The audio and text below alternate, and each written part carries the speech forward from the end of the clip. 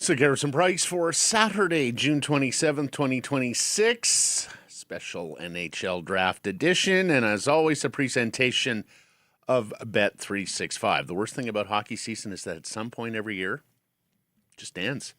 A lot of time between now and the first puck drop of next year, which feels like an eternity for those of us used to watching nightly games. Good news, Bet365 still has plenty of games, just, well, none that require you to lace up skates. At Bet365 Casino, you can choose between hundreds of slots, live tables, and your favorite games. Well, maybe your second favorite games. Must be 19 or older. Please play responsibly. Matt Sekeres alongside Blake Price. A coffee to Blake Price. He's not moving the coffee today. 7 a.m. 7:46. He's going to do the show with coffee right there in your face. This is a coffee-infused Mike show. Rogerson hitting switches and conducting things. Good morning, everybody. Welcome to day 2 of the National Hockey League entry draft. After the Vancouver Canucks make a pair of selections in the first round for the first time in 12 years.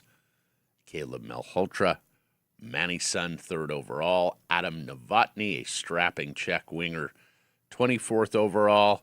It comes fast and furious today, brother, with 2 picks in the second round and early in the second round. They will make the first selection of this round, or at least barring trade, number 33, and then number 41. The first time since 1973 they've had 4 picks this high in an entry draft. I want to address the 1 or 2 people in the chat late last night when we signed off. Jackson Cover went to the Ottawa Senators. Yeah, we signed off before the final pick of the first round. We had done like 4.5 hours. Yeah. Sorry for the Sens fan in the chat. It was like, hey now. Who went 32nd? Jackson Cover. Senators took some big swings there at 25 and 32. Just speaking of, and look, you and I have the draft on. We're not hearing everything because we're doing the show. And we're also not seeing every minute of it. Mm-hmm. I did not hear great reviews for the second for the TV show. No, decentralized draft. It's like it was the first time people they've done saying it. Gary is pissy that he just hates this format and he's letting it show. And okay, but words like awkward, words like cringe, and holy moly, the length of this sucker is it's untenable. It is untenable. That was long last night. I mean, for all of us, it's a beautiful early summer evening. The sun's still out, even when the draft is over. If you're back east and you're into 11 o'clock or something, goodness gracious. I know they love those little vignettes. Those old, yeah. Maybe no vignettes on that night. Yeah. Yeah, I know you want to sell the league and all that. It's too much. Maybe give teams a little less time. Time. Yeah. Anyways, it was an interesting night, though. I will give it that. I mean, trades aplenty yesterday on the NHL draft floor. There is no more floor, but you know what I mean. In terms of teams trading selections, I mean, we saw that right up to pick 31, which Carolina traded back with Nashville, and we also saw player trades as well. Sebastian Casa, the prospect goaltender, goes from Detroit to Utah. You had the big Mason McTavish trade from Anaheim to St. Louis. Those happened in the draft, but of course there was trade activity prior to yesterday's draft with J.J. Peterka, Pavel Dorofeyev, moving in the minutes before the draft, and with and involving first-round picks last night. So, hey, it had a lot of fireworks on the player personnel side of things. That is something that we had yearned for a little more readily in previous drafts. So good on NHL general managers. At least it was an interesting follow, even if it was long and even if the actual draft show itself was a little Now, day 2 cringy. can often see some trades as well. Yep. We have seen that in years gone by. They just had a night to chat after the draft. That's right. Plus, they're looking at their new toys and saying, okay, we have prospects here and there. Again, no cocktails in the lounge. That might have lubricated the wheels for trading a lot more when everybody was centralized. Yes, very much so. But still. Let's get to our poll question. Who do you want the Canucks to select with the 33rd pick? You can vote for Penticton's Mathis Preston of the Vancouver Giants. You can vote for Asuyus's Marcus Ruck of the Medicine Hat Tigers. You can vote other. You can vote trade down. Do so at the Sekeres and Price X and YouTube channels. And let's get to our top story here, brought to you by Yellow Dog Brewing, Neighborhood Brewing, and Foolish Winery. Canucks selecting 33 and 41. The draft itself, the broadcast begins in less than 10 minutes, and then we'll see how long it takes them to actually get to the picking of players. And let's go through some best availables according to some of our friends who do draft rankings. And we'll start with our draft insider, Cam Robinson of Elite Prospects. He is going to join us after the 41st pick is made, presuming the Canucks do stay on the clock there and pick at 41. His best available, Xavier Villeneuve, the little dynamo left shot defenseman out of the queue. Those who like him see a Lane Hudson comparable there. There's Preston, 26, the Giant forward, and someone who, at this time last year was very much tracking as a first-rounder, if not a top 10 guy. There were some injuries there. He can really skate. He's got some offensive tools. Dangly, he's fun. Nikita Sherbak's a big left-shot Russian defenseman. Ryder Cowley, we mentioned him last night. He is the upside swing at center. If you look at the centers that are still available, most of them are low-ceiling guys who figure to play in your bottom six. Cowley, because he's got so little hockey experience, did some growing up in the Caribbean, has played less hockey. People do wonder, is really good size there too, over 6'1" and 200 and some pounds, that maybe he could actually be an offensive player down the road in the NHL. Brooks Rogowski is a huge American centerman heading to Michigan State University. Yegor Shilov, also a centerman. He actually might have some offensive chops as well amongst the centers remaining. More playmaker, I think, than finisher.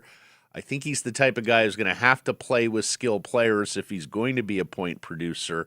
Not going to drive a line per se, but he is one of the few bets left at offensive acumen in the center ice position. 82 points in 63 games, 32 goals. It's a nice profile, albeit in the scoring-leaning queue, but still. Yeah, and Casey Mutrin is a big American would-be power forward. If the offense comes along, boy, you have yourself a steal in the second round. Otherwise, people think there's a pretty high floor there that he will play in a checking role.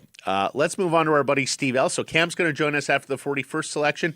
Steve Ellis of the Daily Face-Off is going to join us after the Vancouver Canucks make their selection in the third round. That is right now scheduled to be the 78th overall pick. It's actually functionally 77 because Vegas has been penalized their second round pick for not playing nice with media in the Western Conference Final. Hey, we don't know how much longer we're going to do the show beyond the 78th pick, but Steve Ellis will join us after that.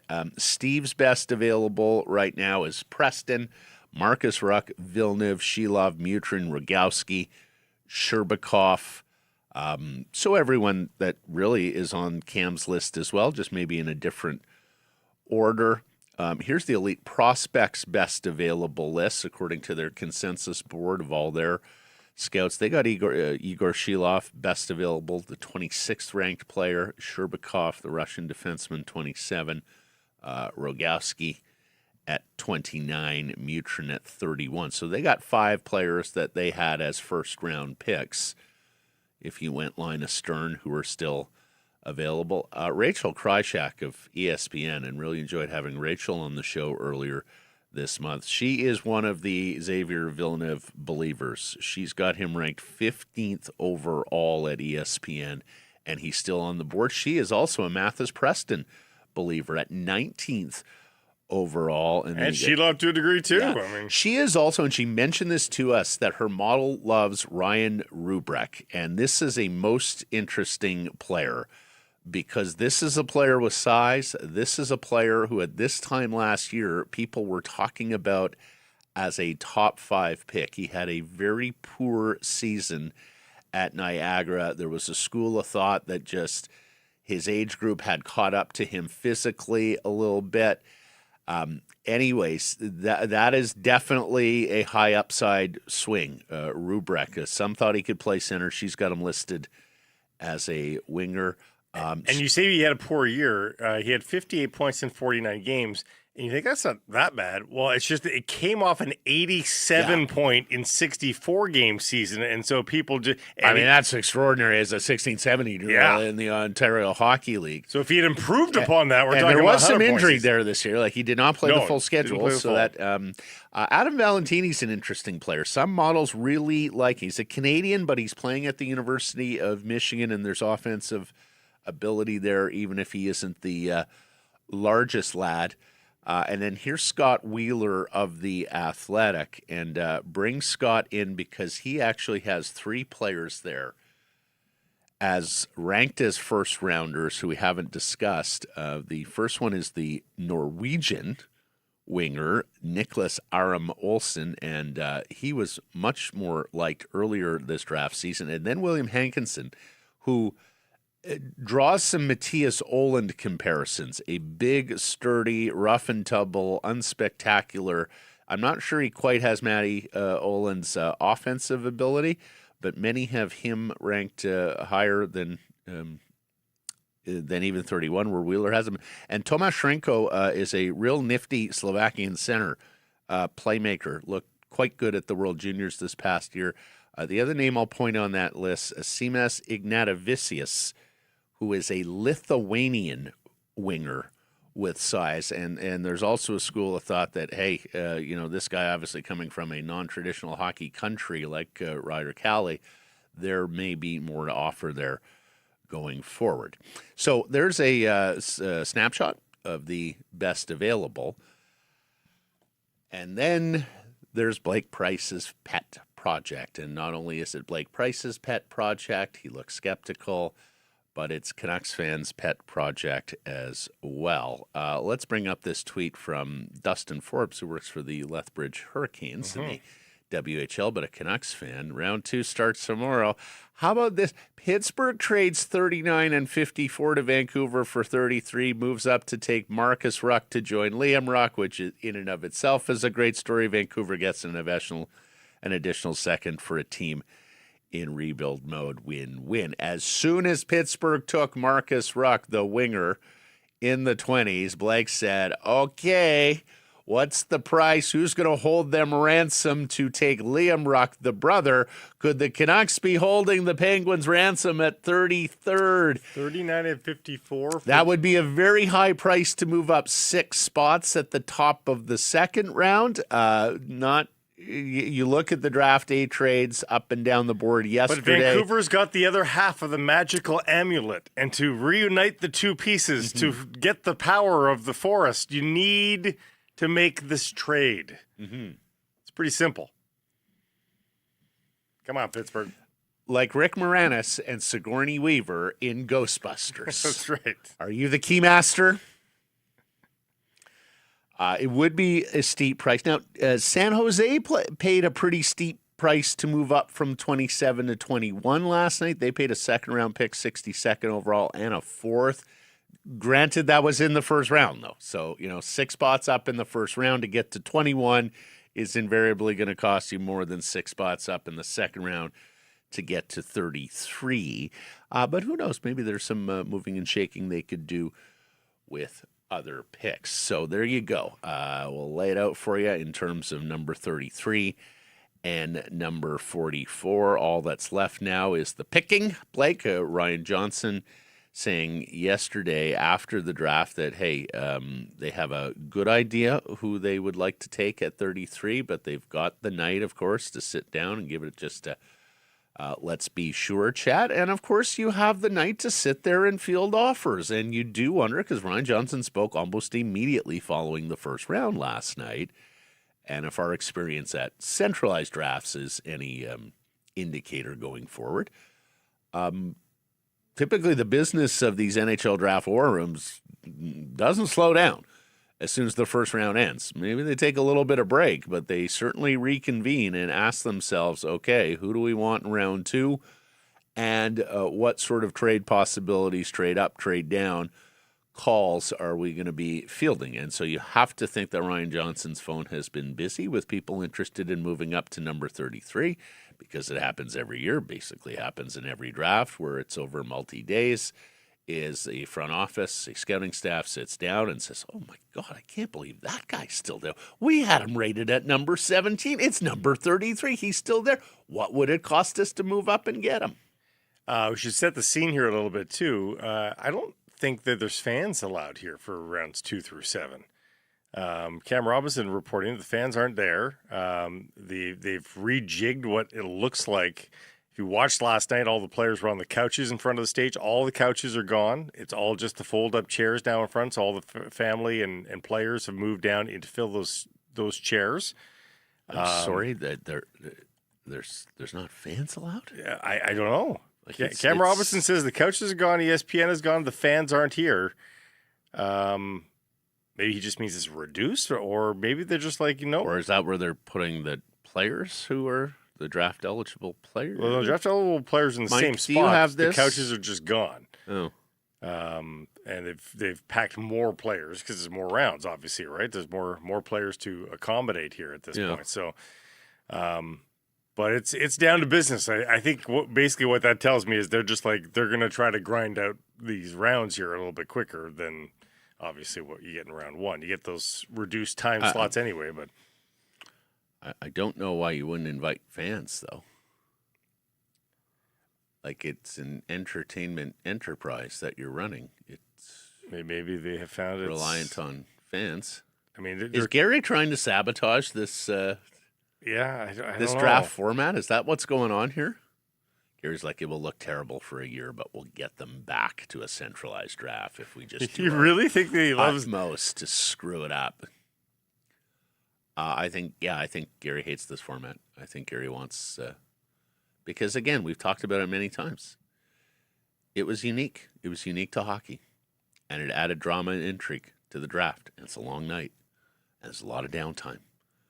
And I think Gary is smart enough to recognize that's great theater. I'm sorry, their privacy is way down my list of concerns when I'm the guy who's the CEO of an enterprise that is trying to curry a commercial audience. No, you can buy tickets. Okay, but no one showed up yet, I guess is the thing. Or the good people of Buffalo are like, I'm sorry, this is just not entertainment enough. There's a lot of tickets available. Well, they held the draft Ticketmaster. not long ago, right? Like we were there. Yeah. Oli Ulevi was the Canucks pick, and who can forget that? How'd that go?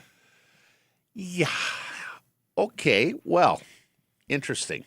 The folding chair model. The couches was odd in its own right, but I mean, You think Adam Silver and Roger Goodell are looking back and going, "Look at the NHL. They got folding chairs." Answer me the poll. Who do you want here, Blake? You want to trade? You want Ruck? You want Preston? You want other? everybody's been, Villeneuve and Preston to me are the obvious, high worth players, if you will. But I could see that if they might be in love with a Sheloff or a Sherbakov, I don't know. We'll see. I'm just no defensive defenseman, please. Like, let's take a swing here. I think we got two high floor players last night in Adam Novotny, who was for many great value at number 24, the winger, and Caleb Malhotra at number 3. Okay, for some, Caleb Malhotra isn't a 1 seed, doesn't have the pure high end offense to be able to profile as a first-line centerman on a contending team. But I think it's pretty clear that both of these guys are going to play in the NHL. I mean, Novotny's already 200 pounds, a big strapping boy. Like, he's physically already an NHL body. So I think, it's hard to use the word surefire with draft picks because you never know. But I think they've got as close as you can get to two surefire National Hockey Leaguers. So for me, take the swing here. I would go Xavier Villeneuve. Nope. Because if you get something that's even 75, 80% of the way to Lane Hudson, I think you've got a very, very attractive young player there. You've got some cover should Zeev Buium not turn out to be your true power play And that's the thing. quarterback and number one Everyone offensive. loves Zeev Buium. There is no guarantee that Zeev Buium turns into what Zeev Buium might turn into. So you do have to provide some cover for the power play quarterback of the future. Oh, absolutely. I mean, Blake, Zeev Buium had 12 points last year in 45 games for the Canucks. They protected him more than the Wild maybe did. No, I know he had more in Minnesota. He had 14 and 31. Yeah. But it was 26 points in 76 NHL games. And yes, he's young. He's 20 years old. There's a lot of room for growth and improvement, and we anticipate seeing some of that this year. But for me, Villeneuve or Preston as well, because I think that's the other high-end offensive swing here, where you have speed, where you have offensive talent. I do see some people wondering if Preston can play the middle. I don't know. I don't know if the Canucks would entertain that thought or just put him on the wing and say, "Hey, kid, go up and down the wing." And look, if you take Ruck, you certainly add some intrigue going forward, right? Because now are you in a stare down with Pittsburgh? Now, I have heard from some people in the South Okanagan that there are rumblings that the Rucks, and where are they going to school again? North Dakota. North. Not this year, but next. Right. That they might go to school and just sort of wait it out. With the free agent clock ticking, and basically try and force the hand of a team to unite the two brothers if they are drafted by separate teams. I can guarantee you that won't happen. They are not waiting 5 years to become National Hockey League I believe it would players. only be 3, though, at university, so it'd be 4. Anyways, that is one of the few leverage points afforded to young draftees, is that eventually they can get to free agent status, re-enter drafts, and force the hand of teams that select them. What's up with our friends at Yellow? It would be awfully early for a yellow dog, but hey, it's looking like it's a beautiful day. Maybe this is for going to head to the beach, I think, a little later. This is for tomorrow. Yeah. You're going to the beach today? Well, it's going to be like 18 degrees. Well, I mean, we have friends here from Edmonton, so when it's 18 degrees and you can hit up a beach and you're from Edmonton, you hit up a beach. Yeah. It's going to get to 18 in Edmonton. There will still be no beach. It's true. Neighborhood Brewing has got some sale beers for the month of July. Look for the 4-packs of Way of Life. Neighborhood Brewing's Hazy IPA. Go check it out on sale at your government and private liquor stores. So we're not making selections here yet. Mike, if we can, then let's hear from Ryan Johnson, Canucks general manager, who met media after last night's first round. And let's hear RJ explain why Caleb Malhotra at number 3 overall.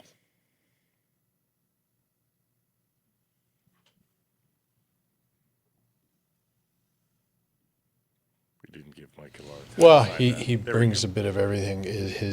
Obviously his progression in the last 2 years of where playing in Chilliwack and playing against older mature men and going into the OHL, and the progression from day one to where he is now was, watching that, you know that the ceiling is extremely high. He still has ways to grow and to evolve as a player, but good player, great human being, leadership qualities. That's all. Yeah, it's that simple.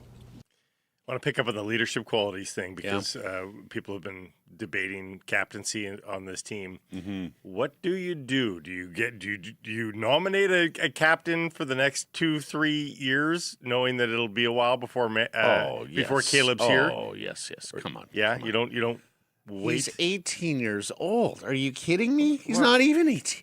Like, I'm not saying when he's people were captain saying today. this about Braden Coots, like, oh, no, let's name Braden Coots captain. Like, let's make sure they're NHL players to begin with.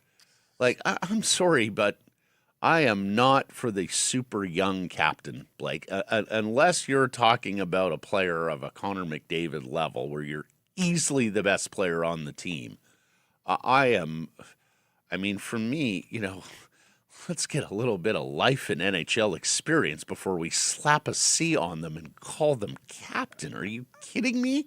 You're acting like I just suggested he was captain next year. I'm not suggesting that. No, you asked me, should they get an interim captain before they put the C on Caleb Malhotra? Yeah. Of course. Well, but Like, you're going to go talking 5 years without a captain? Like, come on. 4. You could go 4. Jesus, no. No. Okay, so you just heard RJ on extolling the virtues, and there are many virtues. Here he is taking on the father-son dynamic with an answer that, well, let's hear from him and come back and discuss. Here's RJ. We're drafting Caleb. We're not drafting Manny's son. It was not, and I've said this to you guys from the get-go, those are two separate decisions as far as hiring a head coach and picking a hockey player at number 3. Today, we, as an organization, we didn't draft Manny's kid. We drafted Caleb Malhotra, and that's I think you can tell how excited I am to have the opportunity to do that. So I've said all along, I've said that to both player and coach/dad, that these were two separate decisions, and felt with no hesitation of walking up there and making that pick. I understand that if his last name was anything else, they may have absolutely taken him at number 3. I also understand why Ryan Johnson and the Canucks sort of want the father-son thing to go away and don't necessarily want to acknowledge on a day-to-day basis something that could be a distraction and, let's face it, just a weird dynamic for an NHL dressing room. So with that, both those things said, fair enough. I also think it a little bit naive that the Canucks think that they can just go about and frame this issue as though it's not irregular and an aberration for NHL teams, organizations, and frankly, NHL dressing rooms. And it's funny because I had some friends who were out at a bar last night that I went to pick up after the draft, and there's a group of guys standing there, and one of them goes, "Hey, Sekeres, hey, what do you think of our picks?" And when I think, another guy says, "Hey, what about the father-son thing, though? I mean, we just had a room that had these problems, and now we're inviting another dynamic." Incidentally, Cedric the banker says hello. He says you would know him. Oh, Cedric, yeah. Yeah, you know Cedric? Yeah. Yeah, I bumped into your boy Cedric. I bumped into Blake's banker yesterday, and he was wondering about it. And look, you got to think Blake's banker's a really smart guy, right? Like, he's not going to bank with no dummy. So, Cedric and crew, thank you for the conversation.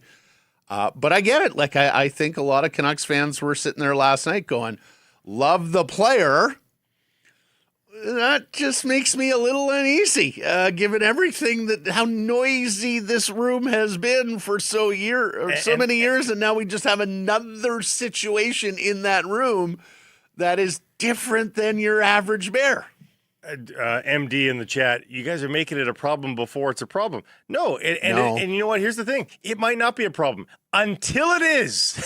Like you can have 2 years of clear sailing with it, and then. Liz Pettersson, JT Miller were not a problem until they were. Then it was a really big fucking problem that involved all sorts of people and all sorts of efforts and energies and ultimately a divorce inside that room. Was that the super chat, or No, do we it was have not the super folks chat. on Super chat's from YouTube? Petey. You have that super chat available to you at all times. Hit it, make your donation. Half proceeds to the BC Mental Health Foundation. Free Petey. Thoughts on Sharks dog walking the rest of the league? my Was that the goodness. best draft outcome ever for a team? Sniping Lynn should have been our play. Yeah, and Blake and I were talking about it as Vancouver Giants defenseman, right shot defenseman Ryan Lynn of Richmond, British Columbia, was falling down the draft board yesterday. We started asking ourselves, okay, is he going to get to the Canucks at number 24? Is this a guy that you move up for?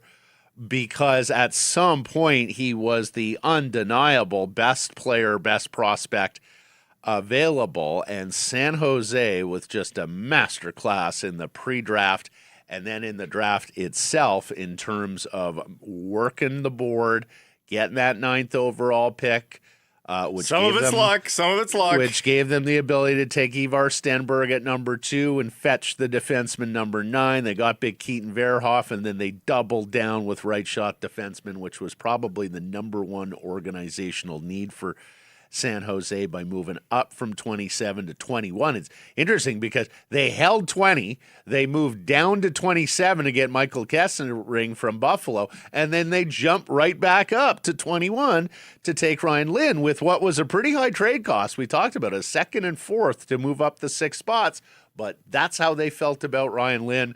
Boy, you got to love the work that Mike Greer has done, but also his director of amateur scouting, a gentleman by the name of Morehouse, who has a pretty extensive background in scouting.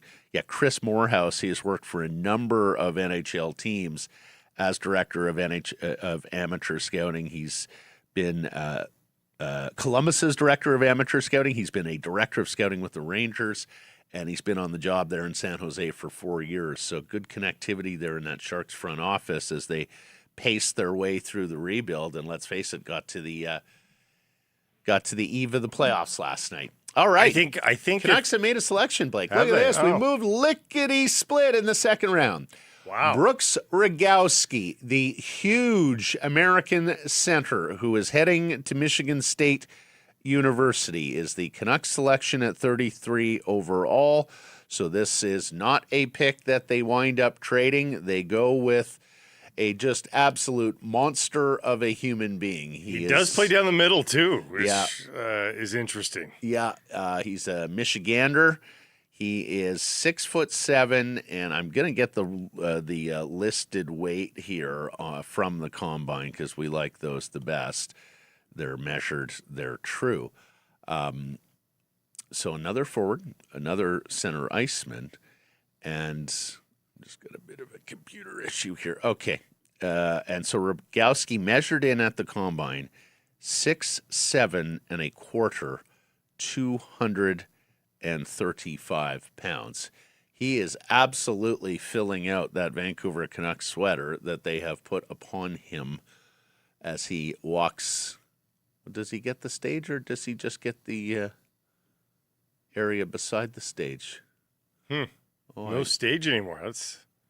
Blake. Seems kind of low rent. So, Blake, I think the word might have been heated in terms of let's pick it up, boys, because Chicago has already made the 34th selection, the second in the second round, and they took Xavier Villeneuve, the young left shot defenseman. Oh, we could clip along here then. So this could be very peppy.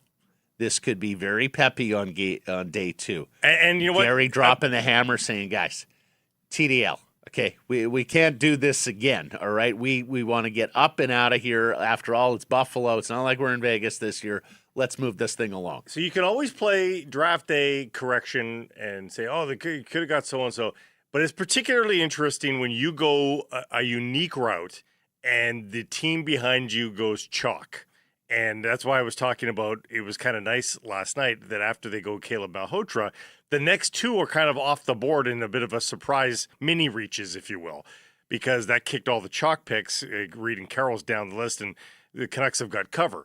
So they don't have cover here. They went with a bold choice with Brooks Rogowski. Not that he's a far reach, but he is he was on all the best availables, but there is not a ton of upside there. He's a project. He's a big dude, and that's what you're banking on. And then the Hawks go chalk right next door to them. So watching Rogowski versus Villeneuve, who is probably the sexier pick at that spot, that's going to be an interesting comparison as the months and years go by here. Yeah. So the thing about Rogowski is I didn't read many scouts or reports that felt like there was offensive upside here.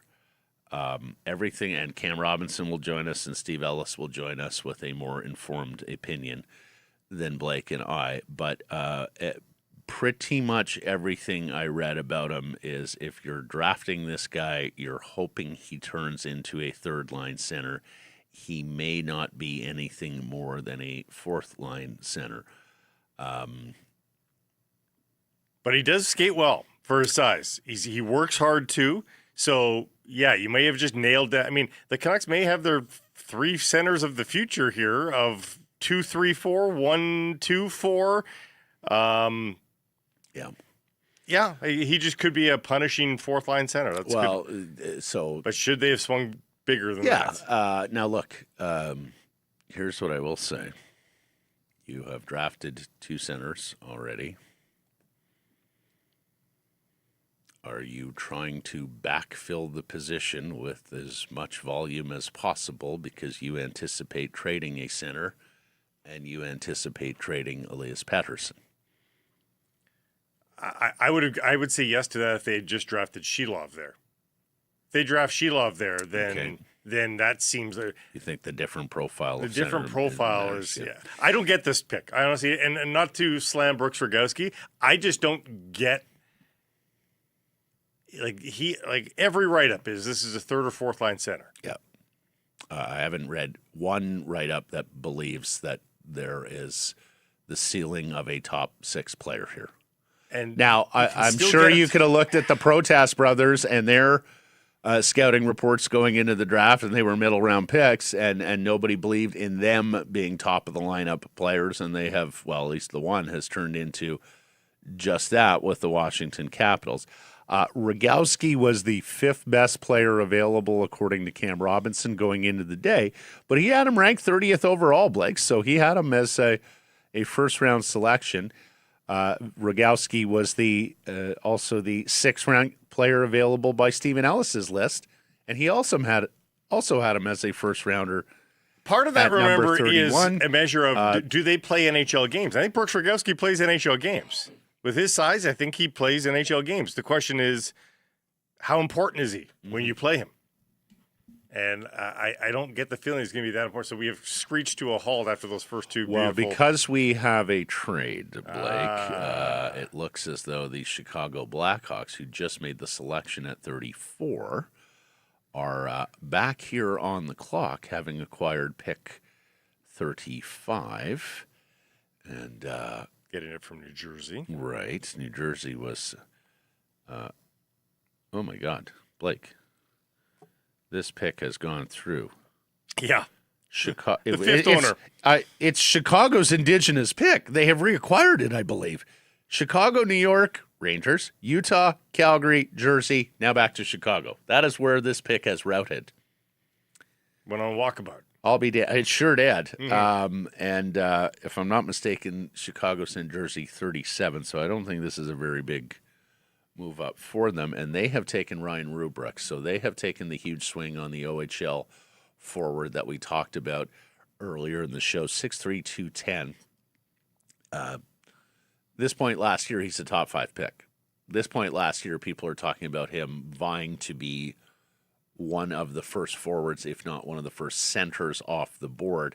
Now, he's been listed here and I guess announced as a winger, not a center. I think that was one of the other things that brought down his draft stock this year, Blake, is that people didn't think he could play the middle of the ice in the NHL for whatever reason. But, there's a lot of natural gifts there. So Chicago has taken two huge swings here with Xavier Villeneuve. Yeah, and I like that idea. I was hoping the Canucks would kind of do the same thing. Mm-hmm. I like those two choices for Chicago. Yeah. Swings. Well, and especially because Chicago did not have a first-round pick, of course. They traded the 4th overall selection for Bowen Byram, Grant Brooks, Bowen Byram. So a team that has been accustomed to having first-round picks and, frankly, a lot of first-round picks, right, as they have gone through their rebuild. They just made their first 2 selections of the 2026 draft. It is moving along, though. I will say this. Calgary Flames have taken a Western Hockey League winger, Chase Harrington, out of Spokane. William Hawkinson still available? Hawkinson is still available, Blake. So the Canucks are not too far away here, actually, with the speed that this sucker is going. And let's keep it up, fellas, okay? There does seem to be an itty-bitty... and Chase Harrington is a Prince George-born kid. Attaboy, Chase. They seem to have given Harrington and Rubrick a little bit more time to come on up and get the jersey and pose before they announced the next pick. I swear to God, Brooks Rogowski was halfway to the stage and they were announcing the Chicago pick. So maybe they thought, okay, that's a little too hasty. We're rushing these kids a little too much, and they've slowed things down a little bit. Not too slow. Not to mention, I'm not even sure Sportsnet had time to put the highlight package up the way the speed of that second pick in this round was announced for Vilnius. And that is the shame, is that you want to give everybody their day in the sun here. But, they should get a moment. But it's 7 rounds. You do have to grind through them as well. Yeah, they should get a moment. Interesting. New Jersey has taken Matthias Van Hanen. We had talked about him several times because he was the one good NHL draft prospect involved at the Memorial Cup. The Memorial Cup had a bunch of good prospects on individual teams that competed that had already been drafted, or in some cases are 2027 eligible. Landon DuPont, first and foremost. But Van Hanen was probably one of, if not the best, 2026 draft-eligible players at the Memorial Cup in Kelowna. He's a Finnish winger with the Everett Silvertips. We talked to Frankie Corrado about him, and Frankie said he really liked the kid, and in his prep for the Mem Cup, what he found out from the Everett coaching staff is they loved his first half, but the kid just didn't shoot the puck enough, and they said, son, shoot the puck, and he went on a goal-scoring binge in the second half and into 71st in the consolidated rankings for Van Hanen, so that could be a reach. Yeah, that's high for some, certainly, but I think he was one of those players those who liked him a lot, because the other thing is he's listed 5'11", 180, but those who saw him in Kelowna said he is much sturdier on the puck than players listed at that size typically are. So we got Seattle, Pittsburgh, Florida, and then the Vancouver Canucks up again at 41st. And when they are done at 41, if they pick at 41, Cam Robinson is going to join us from Buffalo. Seattle goes with the big American power forward, Casey Mutrin, 6'3", 206 pounds, a U.S. national team development program guy. And Blake should say, boy, not a particularly great year for the USNDTP, no, right? I was thinking we have seen first rounds where they just fill it on up with kids out in the of top 10 even. The program, as they call it. That has not been the case this year. In fact, I don't know, 7 Swedes, I want to say, drafted last night. It was not a particularly good year for USA Hockey, period. No, for sure. Chase Reed was the highest drafted American, 7th overall, but out of the Ontario Hockey League. You had Wyatt Cullen from the program. Nikita Klepov is a dual national Russian-American, but again, out of the OHL program. Out of an OHL program, J.P. Hurlburt of the Kamloops Blazers, an American player. Marcus Ruck is united with his brother there. My the Penguins get them both. Oh, wow. Interesting. I mean, I'm surprised no one played it, but honestly, Matt, was it just courtesy? Well, you're not in the business of right doing courtesies to other NHL teams. I'm going to guess, Blake, it's just as the eye, that the easiest explanation is probably the right explanation here, and that is the Pittsburgh Penguins had the Ruck Twins ranked higher than other teams. Yeah.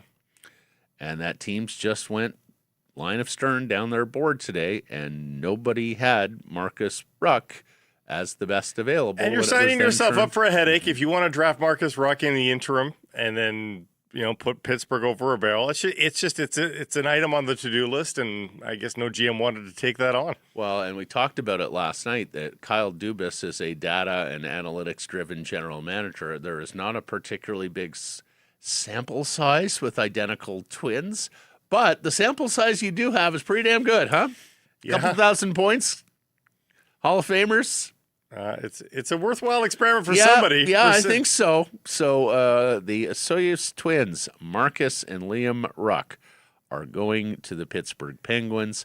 Liam goes in the first round to Pittsburgh. Marcus goes with the 39th overall selection in the second round. Panthers on the clock, Canucks on deck circle. 41. Okay, so let's talk about some possibilities here, Blake. Well, there's some followers that are available now on the Cam's Preston list. is still there, Yeah, Blake. Mathis Preston is there. Sherbakov, the big Russian defenseman. Ryder Cali, the potential home run upswing or upside big swing centerman. Igor Shilov, perhaps the more polished centerman.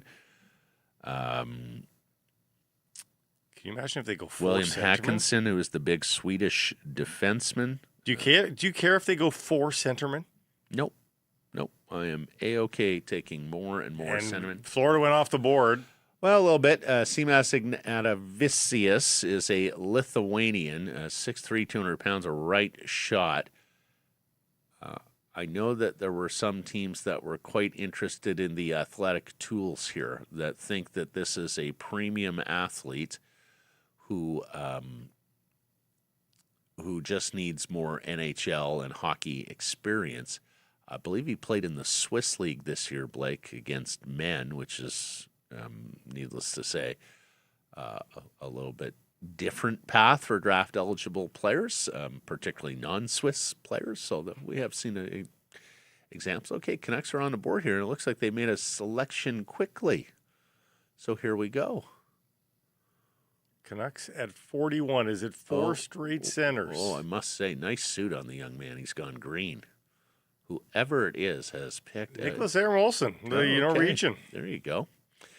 Nicholas Aram Olsen at this time last year and through most of this year was getting first-round love. It seemed like he was like a mid-first-round pick for a lot of people. Then he started sliding into the 20s. Then people thought, okay, right about the turn of the first round. From Oslo, Norway, a 6-foot, 185-pound left shot winger. He's 18 years old. He turned 18 back in April. He is known for his hockey IQ, his skating, and his shot. There needs to be some work on the defensive side of the puck here. People think he can be a third-line winger. Seems to drive the net pretty well. But I will defer to our buddy Cam Robinson, who is coming on up here. And just gonna. I'll say this: the Norwegian program is a bit of a sneaky thing to try to mine if you're the Vancouver Canucks. Yes. They are throwing money at hockey right now, and they are trying to develop star players. And hey, the Norwegian sports system that's what I'm punches saying. above its weight class. Yeah. You may have seen their soccer team. I realize they gave up too many goals to Dembele yesterday, but Erling Haaland and the Norwegian soccer team is a thing. They dominate cross-country skiing, right? Outside of the occasional Swede or Finn who runs off with a whole bunch of medals. They're extraordinary at cross-country. In fact, the Winter Olympics, we talked about itty-bitty Norway just destroying other countries in Milan this year. So, I mean, it is a very well-rounded. And they were great at the World Hockey Championship, right? Sporting. They made the big deep run. They made the semis. Yeah. Or did they make the final even? No, I want to say semis. Look it up. But no, they have a tremendous sporting culture and they have a tremendous sporting infrastructure, does Norway. And in fact, if I'm not mistaken, they're also big on cross-training and multi-sports, right? As kids come on up, they are not for this specialization that you see in certain sports, including hockey at younger ages. So there you go, Blake. This is 4 forwards for the Vancouver Canucks with these 4 picks in the top 41, 2 centermen, 2 wingers. Nicholas Aram Olsson played in the J20, the Swedish Junior League this year with a Rebro. Did play 16 SHL games too. Okay. Yeah. How did he do in the 16 SHL games? He played 16. We don't need to get bogged down in the details. Didn't get a point.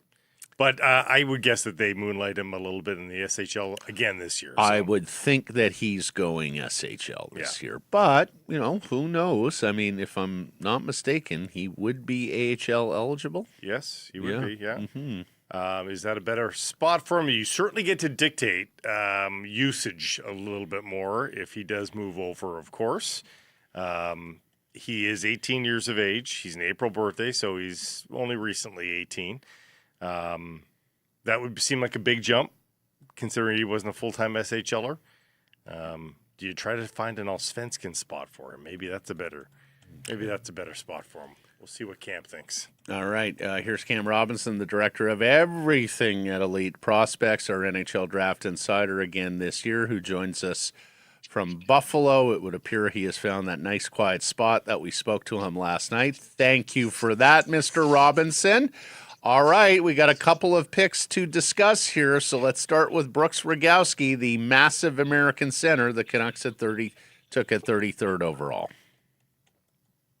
Yeah, I'm totally fine with that. He was a first rounder on my board. I thought anywhere from like the 30 to 50 range was going to be a good spot for him. Obviously, a big, powerful center. I think he skates well.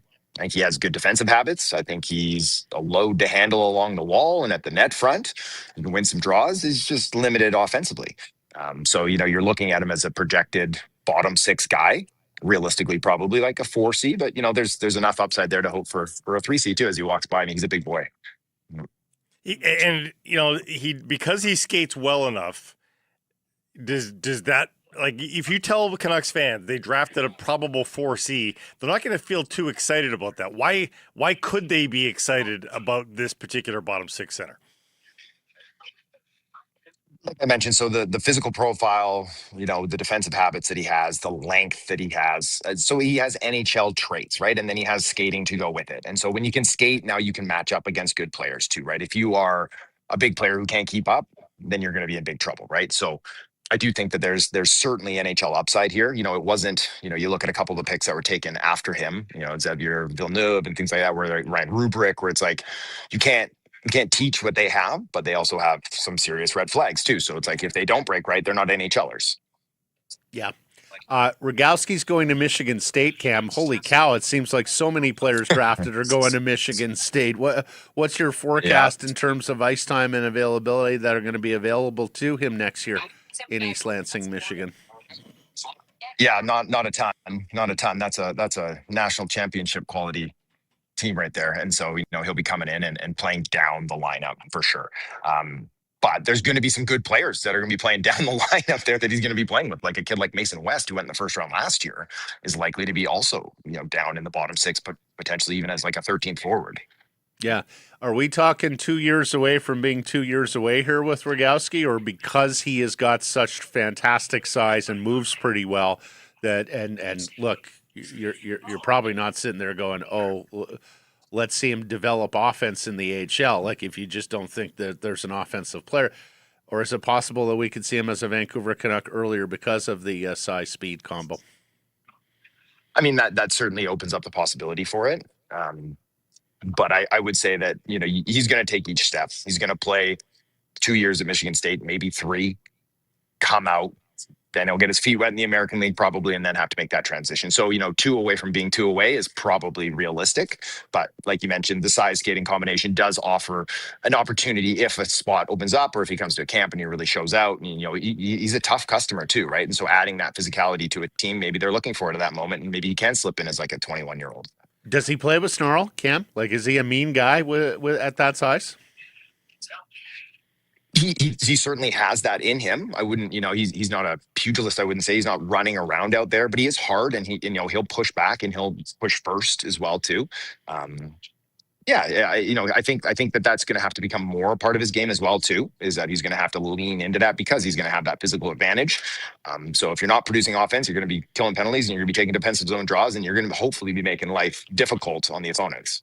Yeah. Nicholas Aram Olston at 41 instead of Mathis Preston, who still hasn't gone. 2 picks later, Igor Shilov is off the board. Is there enough high-end offense here with Aram Olston? Oh yeah, there's your swing, boys. There's your swing. The kid's a shooter. He's a shooter through and through. It's difficult for him. I think this year he wasn't like the offensive catalyst on his club team. He wanted to be, but he was, a young player there. And then when he went to the U18s, he was the only offensive catalyst, and so he didn't have any support. And so it took him a while to get going there. But he scored the hat trick in the relegation game to keep them up and knock Germany down, which was like big moment, big stage for that country to do that. He's got certainly offensive upside, goal scoring upside. He's a little soft, and the IQ can be questioned at times too, with just how he'll overhandle a puck or maybe the willingness to get into those dirty areas. But as far as offensive upside, he's got it in spades. And I know there were several teams who had him in the first round, so I certainly don't mind that swing. Is he going to play SHL next year, Cam? I'm actually not sure. It's a good question. Okay. Let's check back in next week and All have that answer for you. So we don't have that commitment. Should he play SHL? Let's change the question. Should he play North America, somewhere in North America? If we're talking about a guy who's soft and needs to understand to play inside more. Yeah, I mean, this is a project. So if he wants to stay in Europe and play over there, I'm totally fine with that. If you want to get him over here quicker, it's just fine as well too. But that's something I'll have to look into and get back to you on. Okay.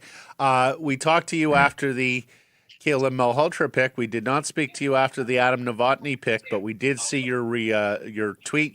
You were rejoicing on Twitter about this pick. He is an EP ambassador, which you'll have to tell us about, on top of being a Cam Robinson seal of approval pick at number 24. Talk to me about Adam Novotny. Man, I love that. I love that pick for them too. Like, he's someone who I had in the teens. I think a lot of teams had him in the teens. He is a thoroughbred. Like, he is a thick kid. I remember I interviewed him as a draft -1, and he was going to Helenka, and like, he was already just like built like a tank. And really great kid.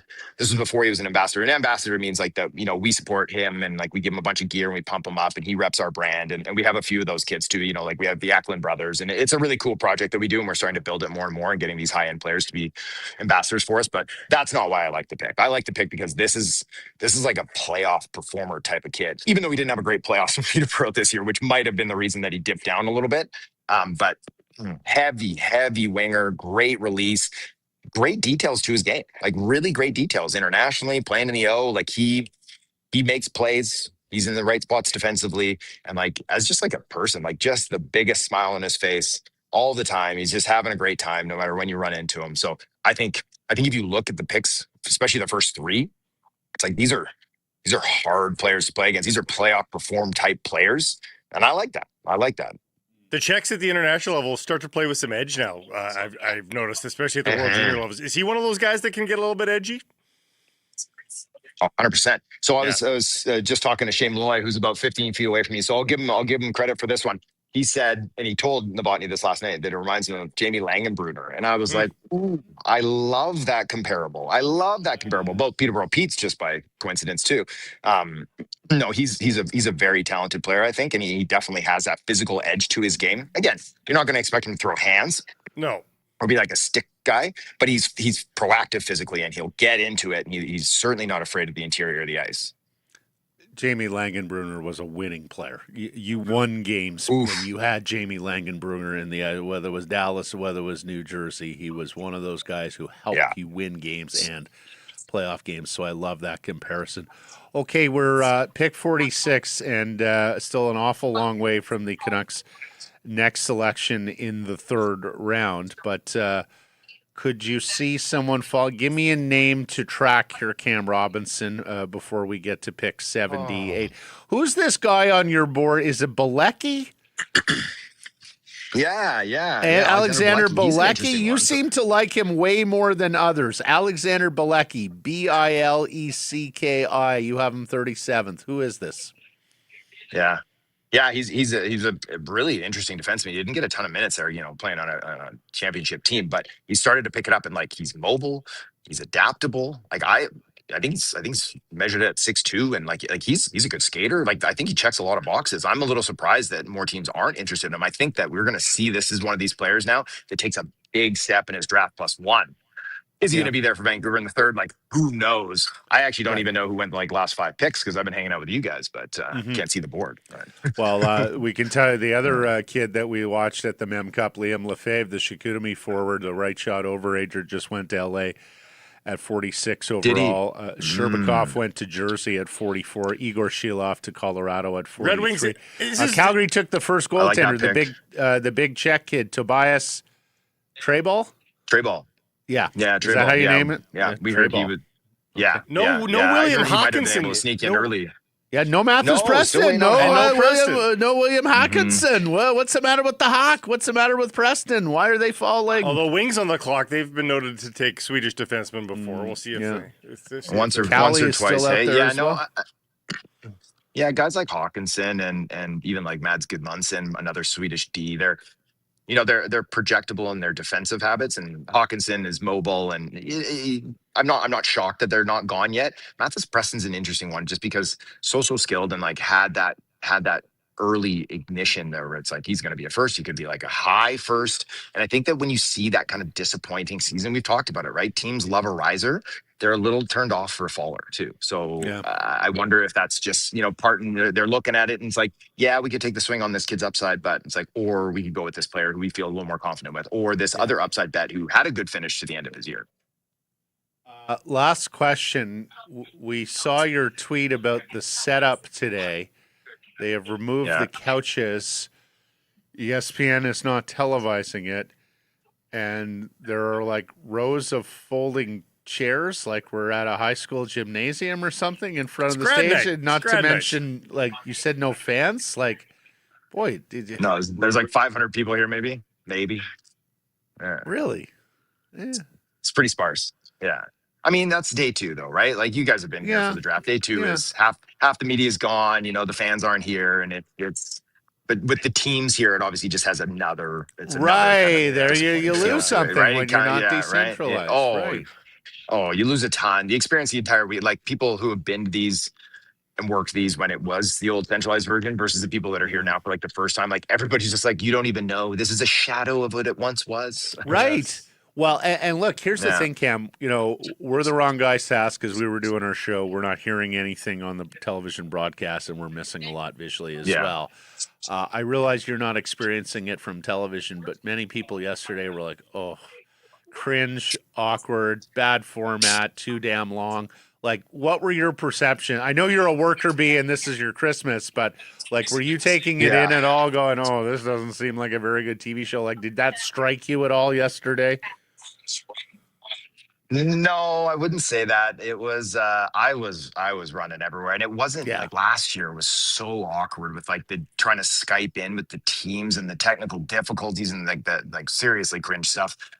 I didn't get that vibes, but I was also running around and doing different TV and missing a bunch of picks. So like I didn't have a great view of it. I was actually asking my kid about it. I was like, how was it? Like, how was it watching on TV? How was the production of it too? Because selfishly, I'm hoping that it doesn't go great. So maybe that'll even encourage the league further to push to go back to the centralized version. Yes. And again, I've spoken to a few teams that want to come back. They want that. The ones that I talk to who want it are like passionate about it coming back. So maybe we can hold out hope. Okay. I think we can. Yeah. Ryder Callie has just gone to Florida. So. Okay. We will let you get back to your duties for Elite Prospects. We can't thank you enough for this, Cam. And we'll be catching up, of course, this week his regular hit on Sekeres and Price. See you. Sounds good. So, Mike's run him quickly twice now. Oh, my goodness. You're going to have something to answer for next week. You ran him quick yesterday. Mike should work for the league and run the draft. I got a message from Gary. Yes, exactly. Move it along. James with a super chat with the Aram Olsen comment. Norway also has great speed skating history too. Thank you, James. Do they ever? Proceeds to the BC Mental Health Foundation as per usual with the super chats. You've got to love the Norwegian sports system, period. Like, just punch above their weight class. Honestly, have for decades. I once interviewed the great distance runner Greta Weitz, Blake. Mm. She showed up at the Boston Marathon at like 18 years old, won the damn thing. People are like, who is this girl? She was just a middle to longer distance runner. So let me try marathoning. Her statue's now outside the Olympic Stadium in Oslo. Should the Canucks move up right now? You know, with a bunch of potential first rounders, Hawkinson, Preston available. Do you try to move up here, especially the one with local connections here in Preston? Like, I don't know. It seems like that would probably be a doable trade here for the Canucks right now. And he continues to fall. Yeah, Mathis Preston is not being selected here. King Richard in the chat says Preston came off as arrogant in interviews. He's a confident kid, for I sure. heard there was I had heard that mentioned that But then sometimes that comes off as what people want, too. The belief in self and all that sort of stuff, I was thinking about, like, you get 10, 15 minutes with a kid in an interview. Okay, like, I don't dispute that you can learn something there and that it's important. It is a job interview. Yeah. But, to pass on a great hockey player or a good hockey player or a hockey player who is better than the guy you're going to take because you didn't love your 10 to 15 minutes of face-to-face with him is, for me, is interesting. Look, if you think he's a bad attitude, not a hard worker, doesn't respect authority, something like that, like if there's a major strike there, I get it.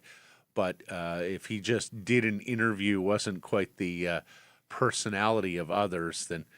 But as we say that, the Mathis Preston watch is now over. He is selected by the Anaheim Ducks. This is Anaheim's second pick in the round, too. 50th overall, Blake. He winds up. Wow, that's good value. Going from Penticton, British Columbia, and the Vancouver Giants. 5'11", 172 pounds. People love his skating. People love his shot. Even love the hockey IQ.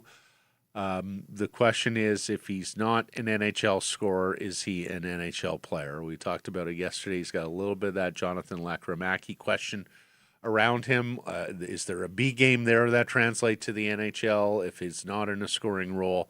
Or are we just talking about a guy who's going to fill up AHL nets or perhaps be a European scoring star? We'll see, but Anaheim has him. This is the second pick Anaheim has made. They took a high school defenseman out of Minnesota, Blake, 5 picks earlier. That was the pick they acquired, Anaheim did, from Buffalo in the Olin Zellweger trade yesterday. Kings pick before that, and Matt, one of your favorite Alain Vigneault quotes is, hockey just boils down to, is my goaler better than your goaler?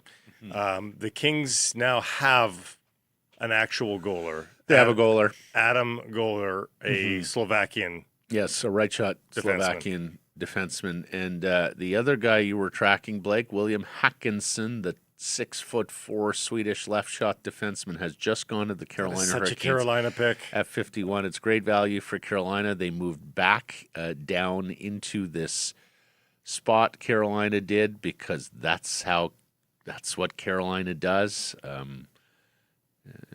In fact, if I'm not mistaken, Carolina moved from 31st to 42 and 57. So they moved down 11 spots out of the first round last night with the Nashville Predators. And this is 51, so they moved around the board some more.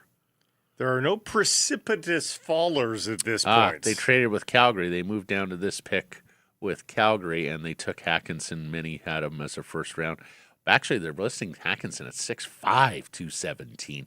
Wow. Defensive defenseman. Here's the other thing about Carolina, peculiarity. Tom Dundon doesn't want defensemen drafted in the first round. Yeah. The owner is all about taking forwards in the first round. Energy, goal scoring, sort of things that fans get excited about. He's basically told Eric Tulsky and his crew, you find your defenseman outside of the first round. And so Tulsky, if he wants a defenseman at 31st overall, he has to move back and hope that he's there. That's how it works. Bilecki's still and available. they're Stanley Cup champions. Bilecki's still available. Cam's boy Bilecki is still available. As we get into the 50s, Oilers on the clock. Right Well, now. and here's the other thing I'm going to ask now, Blake. All these teams have made trades since the Stanley Cup final. We're down to about a quarter of the league that hasn't made a trade. And in fact, it may be It's fewer less than that Yeah. when you consider moving around the draft board. The Vancouver Canucks have not yet made a trade. I realize you're a new management group. I realize that. Let's bring the quote up from Ryan Johnson, Mike, if we can. I believe Ian McIntyre tweeted it out yesterday. So let's just give Ryan his say here. Quote, "We are in a rebuild, but it's not a sell-off. You want to insulate young players, not just with good players, but with great people. It's not about stripping it down as fast as you can, and it'll automatically grow on its own. That's not the approach." Okay, fair enough, RJ. We get it. And we get that many of these players have trade protection. This is a scorching hot trade market. Now, you do have time. You are right. It's the beginning of the rebuild. It may be a scorching hot trade market at the trade deadline, or even this summer, or at next year's trade deadline, next year's draft, which you may view as better in terms of prospects. Get it. Get all of it. There will be a segment of the fan base that is impatient. There is an argument to be made that it's opportunity lost to not hit this scorching trade market. And then thirdly, Blake, I sure hope there isn't an apprehension, a hesitation, a little bit of a fear about making trades early in your tenure. Blake likes to reference Kevin Cheveldayoff in Winnipeg. And Cheveldayoff, I think you can argue, has built some very good teams there in Winnipeg. In fact, a President's Trophy winning team, a team that made the Western Conference final a number of years ago, a team that, when you looked at them at different times over the last decade, were amongst the deepest teams in the NHL. Like 12 forwards, 6 defensemen, 2 goalies. Winnipeg has had a very, very good roster. But it took Cheveldayoff forever to actually make a trade involving a human being. He made draft day trades. He did not make human being trades for the longest time. Matt, take 2 more teams off of the list of the Oilers. Just traded pick 52 down to Tampa Bay for 58 and 133. The Leafs are now trading Brandon Carlo to the Blues.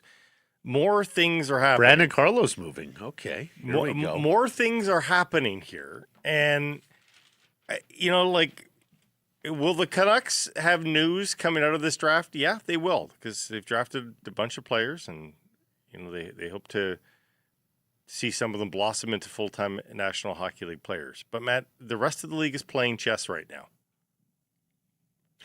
So Blake, you're not playing checkers. Yep. You're just not playing anything right now. You're just drafting. You're not playing the game of chess that everybody else is playing. And it's tough to find negatives in that, but it's also tough to find extra positives. Like, you're not doing the extra work here. Right. I don't feel like they're taking cuts at the plate here. I hear you. You're seeing a lot of pitches right now. Yeah. Just taking pitches. Let me run down the list, and this is not comprehensive, but it is extensive. Andrei Burakovsky, Valeri Nichushkin, Hendrix Lapierre, Fedor Svechkov, Zachary Leroux, Jordan Kyrou, William Eklund, Brady Tkachuk, Mackie Samoskevich, Garnet Hathaway, Pavel Dorofeyev, Olen Zellweger, Simone Nemec, Sebastian Cossa, Bowen Byram, Alex Tuck. Do you hear a player there who's got a Vancouver Canuck comparable who's up for trade? Like, are you looking at any of these wingers and saying DeBrusk would have fit the bill just as well? Nichushkin went for 3 picks. Stanley Cup final experience, checkered character. Is he DeBrusk comparable? Like, of the names that the roster players have been traded, Blake, do we have a comparable to what the Vancouver Canucks are peddling? But look at the Brandon Carlo trade here. Brandon Carlo's a 7-point defenseman. So this is a Marcus Pettersson comparable for you. And 2 third-round picks. Like, that's not bad return for a 7-point. Pedersen is way better than that. Marcus. Yeah. Yeah. What's Carlo making? Do you have that in front of you? I don't. I can look it up. Boy, the Brandon Carlo deal turned out to be it was a stinker to begin with for the Leafs to give up our first-round pick and Yaletown's Fraser Minton. Carlo's a UFA to be at 3.5. He's got this 1 year left remaining. Yeah. So it's reasonable but honestly, salary there for Carlo, but there's no term. Teams were out for term. Marcus Pedersen has term. I mean, that's just great liquidating by the Toronto Maple Leafs. I mean, honestly, that's a good trade. It really is. Well, it's fixing a mistake, but yeah, but not from that administration. Yeah. You got to cleanse yourself from the previous. Well, let me ask those of you on YouTube, get in on the chat here. Are we impatient here? Are we starting to get antsy? Do we feel like the Vancouver Canucks are missing out on anything? Please, those of you hit that super chat button. Half proceeds to the BC Mental Health Foundation. Very pleased to see Tomas Galvis selected by the Pittsburgh Penguins, who is a overage defenseman out of Czechia. And I say that because I have watched him at the last two World Juniors and went, wow, that's a pretty nifty player. Small defenseman, but nifty player. And so have many others who have been sitting in watching the World Juniors. I believe he was, for many, the highest ranked player who was not drafted last year. He, in fact, this may be his third time through the draft. But he goes here in the second round of the Pittsburgh Penguins, because the discussion around him at the World Juniors was, because remember, Czechia was pretty good. Wow, like, what a good player. You tell me he's not worth a draft pick with 200 and some selections over the course of. So you got Calgary on the board here. Then we've got Boston, Carolina back on it, Edmonton, Dallas, Toronto, Montreal, Philly, Vegas, and Vegas is forfeited, and the Rangers. And we have yet another trade here, Blake, on the draft dais. It is Deputy Commissioner Bill Daly, who is the master of ceremonies today. Gary got the first round in. He was heartily booed. I was told he was inauthentic yesterday in trying to whip up the boos, that he has been a better sport about it in the past, that if Philadelphia was his 10 out of 10 heel turn performance, that Buffalo was closer to a 6 out of 10. People didn't think he was truly playing the role yesterday. Oh, okay, so Calgary has taken a Russian kid. He's a Milstein client. Shaky Slanov. Shaky Slamov. Yeah. That's my run at it. His first name is Alan. A-L-A-N. And then his last name wins you any Scrabble match if proper names are allowed in your version of Scrabble. How about S-H-A-I-K-H-L-I-S-L-A-M-O-F or M-O-V? First name A-L-A-N. Alan. A little clarification on Brooks Rogowski here from Rick Dolly. Well, he's actually going back to Oshawa one more year, then to Michigan State. Okay, I like that. I like that arc for him, given that Michigan State is pretty stacked right now. Yeah, well, absolutely. Absolutely. Wait for some openings in the roster a little bit, and maybe a chance for him to go and have a dominant year offensively in the OHL. I don't mind that. Go feel good about your offense. It's a bit of a watered-down OHL, as we know now, with a lot of those 18, 19-year-olds playing NCAA hockey as opposed to sticking around the O. But, hey, if he can we talked about it yesterday, it will probably change. It may have already changed to the NCAA. But historically speaking, the Ontario Hockey League, the best junior league in the world, the best NHL pipeline league in the world. So, A-OK with him playing in Oshawa. Allen, Russian Allen, had a fair bit of helium. I also love how Milstein does that, like, camp for his prospects down in Florida. Like, he brings them all to Florida, and they all skate and they all work out, perform for NHL scouts. It's really, really smart tradecraft there from Dan Milstein.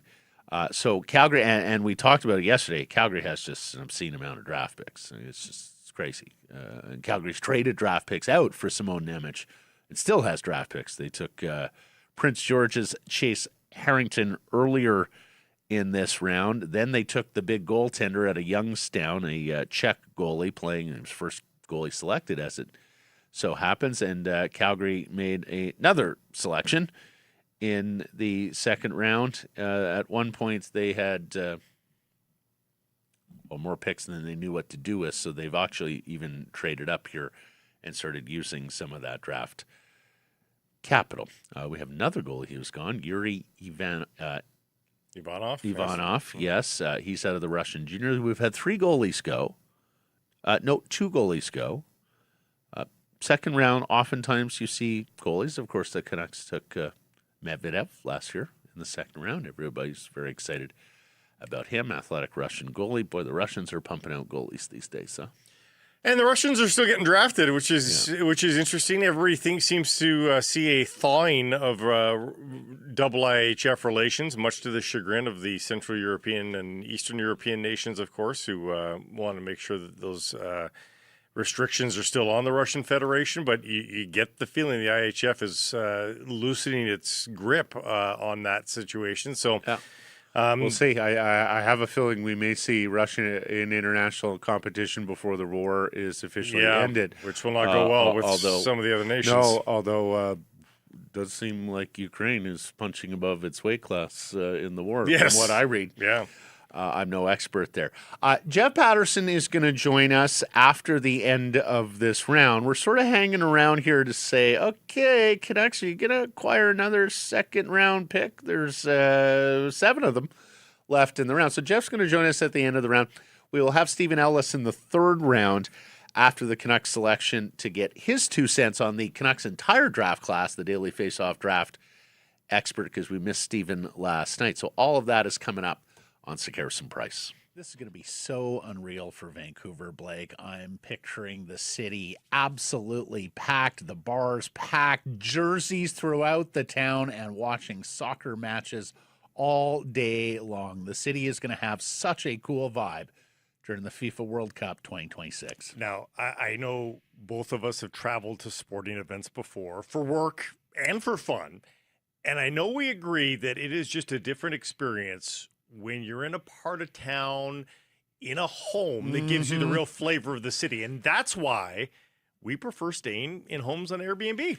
And that's what makes a tournament like this so much fun, though. You are mingling and being surrounded by the energy of a city as opposed to just your friends and the people that you traveled with. And Blake, I want to show Vancouver off to all these visitors. My neck of the woods, Kitts Beach, West 4th, even Greek Town along Broadway. All right. And during something like the FIFA World Cup 2026, where you stay becomes part of the experience. Having a place where everyone can just hang on out after the match, before the match, relive the game, look forward to the game, experience the city together, and make the trip feel more memorable. And honestly, if you're coming to Vancouver for FIFA World Cup 2026, why not stay somewhere that lets you get more deeply connected to the city, create more memories, grab a coffee on Commercial Drive, catch the fan energy downtown or the Fan Fest. And if somebody invites you to have a huge argument over hockey after the soccer match, well, congratulations, you've officially lived like a Vancouver local. Hey, and you may even get invited to some backyard barbecues in the right neighborhoods. You never know. Airbnb, the world is meant to meet.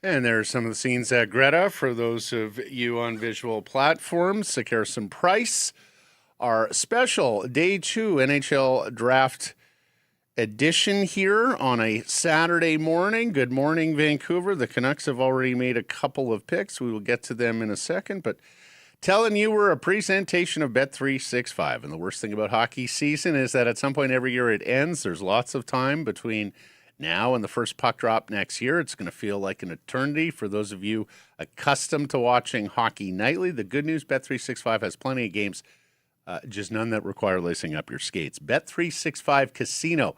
You can choose between hundreds of slots, live tables, and your favorite games. Well, maybe your second favorite games. Must be 19 or older. Please play responsibly.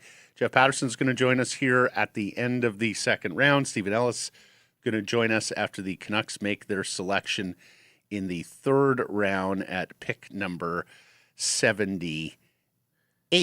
We should clarify, Nicholas Aram-Olsson is going to Boston University next year with Caleb Malhotra. So yeah, make sure that you get your online subscription to watch college hockey next year, because I'm sure you'll be very interested in watching the goings-on at BU. Yes, the Canucks, 2 selections in the second round. Number 33, the first pick in the second round. They kicked off the proceedings today by taking gigantic American centerman Brooks Rogowski. He is 6'7", 235 pounds. He is going to play for the Oshawa Generals. Well, he played for the Oshawa Generals and will be back there this coming season before heading off to Michigan State University. We were talking with Cam Robinson that it's a loaded Michigan State team for next year. He would play down lineup. The good news is he's got a couple of years to get there.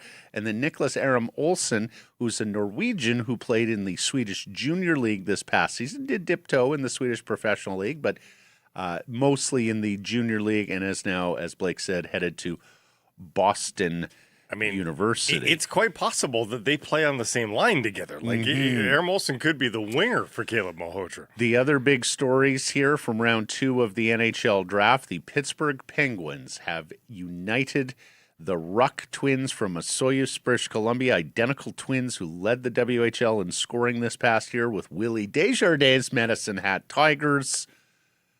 Pittsburgh took Marcus the winger in round 1 yesterday. They took Liam the winger in round 1 yesterday. They took Marcus the centerman at 39th overall this year. And then Penticton's Mathis Preston of the Vancouver Giants, who many thought was the best available player coming in to today, or at least the handful of best available players, a guy who going into the season had top 10 buzz about him, winds up going 50th overall to the Anaheim Leafs on the Ducks. clock right now. They have 4 of the next 16 picks? Yes, 4 of the next 16 picks are the Toronto. This is their first pick since Gavin McKenna. And that is because they have traded defenseman Brandon Carlo to the St. Louis Blues. So the St. Louis Blues, who had 4 picks in the first round entering last night, traded 2 of them to the Anaheim Ducks for Mason McTavish. They have traded 2 third-rounders, and they had 3 of those, to the Toronto Maple Leafs for defenseman Brandon Carlo. Should also mention it's quite interesting in St. Louis, where Stanley Cup winning general manager Doug Armstrong, who of course was the general manager of the Canadian Olympic team, is basically having his last hurrah here and then stepping up, or stepping aside, if you will, for Alex Steen, the former Blues player, who's going to take over as a GM. You'll remember that St. Louis at the deadline tried to trade Colton Parayko to the Buffalo Sabres. He invoked his no-trade clause, and also were shopping Robert Thomas, their fine centerman. And those 2 players are apparently off the board, Blake. Like they're going to keep them now. They do have Jordan Binnington available. They have traded Jordan Kyrou already to the Washington Capitals, so they are a hub of activity.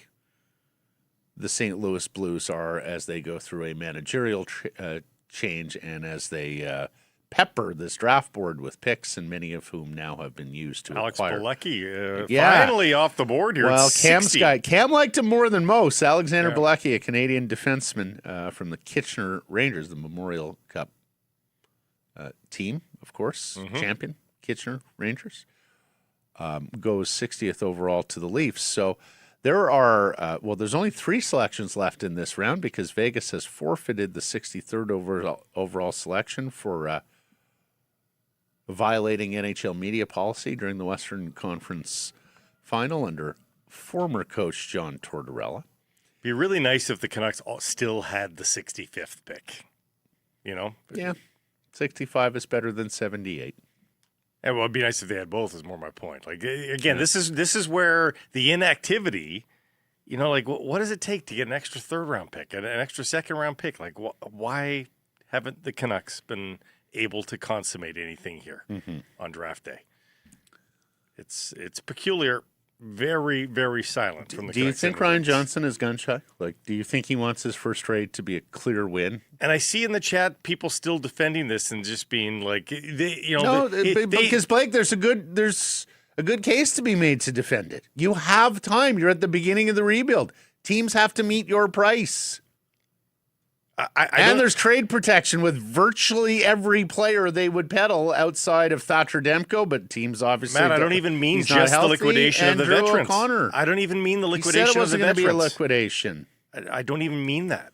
I just mean show a pulse and strategy rather than sitting on your hands and just drafting the picks that you have. Like I don't know. The fact that there's been no pulse from the Canucks front office here over these 2 days makes me question what the work is being done behind the scenes. Yeah. Like no trade back, no trade up. Like everybody else is wheeling and dealing. Ryan Johnson was asked about were there trade scenarios yesterday as they went through the draft. Let's hear from the Canucks general manager. Yeah. I was obviously looking to, you kind of have buckets of players and you obviously trying to get as many players you can in the higher buckets, and looked at some different options to either get up or get in and around another pick within and around the 24 to be able to get a couple players in that bucket. But things have to go your way. Other teams are looking at the board, watching their players drop off. So, but where we ended up, 3 and 24, and the players we got, we'll walk out of here tonight feeling really good about what we have and excited about tomorrow. Blake, I do wonder if he just got outmaneuvered by Mike Greer and the San Jose Sharks for Ryan Lynn when he talks about moving up from 24 for buckets of players. Remember, Canucks had 24, San Jose at 27. Ryan Lynn was there. Richmond's Ryan Lynn of the Vancouver Giants was there at 21. And we mentioned it earlier, San Jose paid a reasonably high price, comparatively speaking, quite a high price to move up the 6 slots from 27 to 21. They gave up pick number 62 and pick number 120. So they gave up a late second rounder and a 4th round pick to move up the 6 spots. I just wonder if that was too rich for the Canucks blood. They said, hey, we're only going to move you down to 24. We can't give you that sort of collateral. We'll give you a third, or we'll give you a third and 4. And Philadelphia, who was the team holding 21, said, no, we like the San Jose deal better. That's what I wonder. When I read between the lines of that statement that they were looking at moving up. And I get people are excited about Malhotra and Novotny. You're allowed to be. Those picks are great. It's about the additional. It's about being involved in the process, and it just doesn't feel like the Canucks have been involved in the process here today. Almost every other club has pulled off a deal. We're talking about now 85% of the league has done maneuvering here at the draft, and the one team that is flashing neon billboards, we're in a rebuild, hasn't done a thing. Yep. Additionally, you can argue it both ways, Blake. Like that's peculiar to me. Like, you are the one team that should be doing this sort of thing. I don't understand it. I'm with you in terms of, are you getting a little nervous because this is a scorching market? Because you can... You're allowed to be happy about their draft picks, folks. I'm not saying don't be happy. The picks that they have made, got zero problem with them. I just... Is this thing on? Is this phone working? Is my question. Well, let's play a game of telephone with Jeff Paterson. Is Jeff there, Mike? Not yet. Not yet. Okay, J-Pat's going to join us here in a second. The second round is concluded. It finished with a a good prospect going, actually. The New York Rangers took a left shot defenseman out of Calgary in the WHL named Ben McBeath. I saw him rated higher than And it's 60. McBeath, not Macbeth? There is an A in there, I believe. Is there? It's Okay. McBeath. I mean, if it was Macbeth, Blake. There's so many good headlines to come. I mean, if it's Macbeth, the headline writers and with the Rangers will, I mean.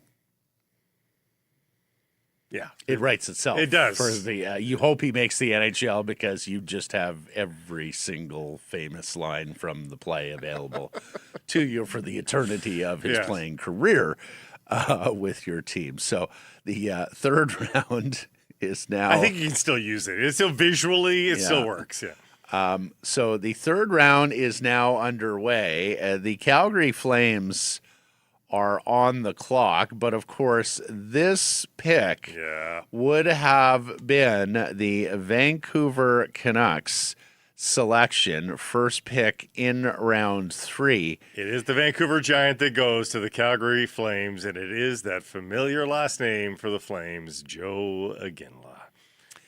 Yeah.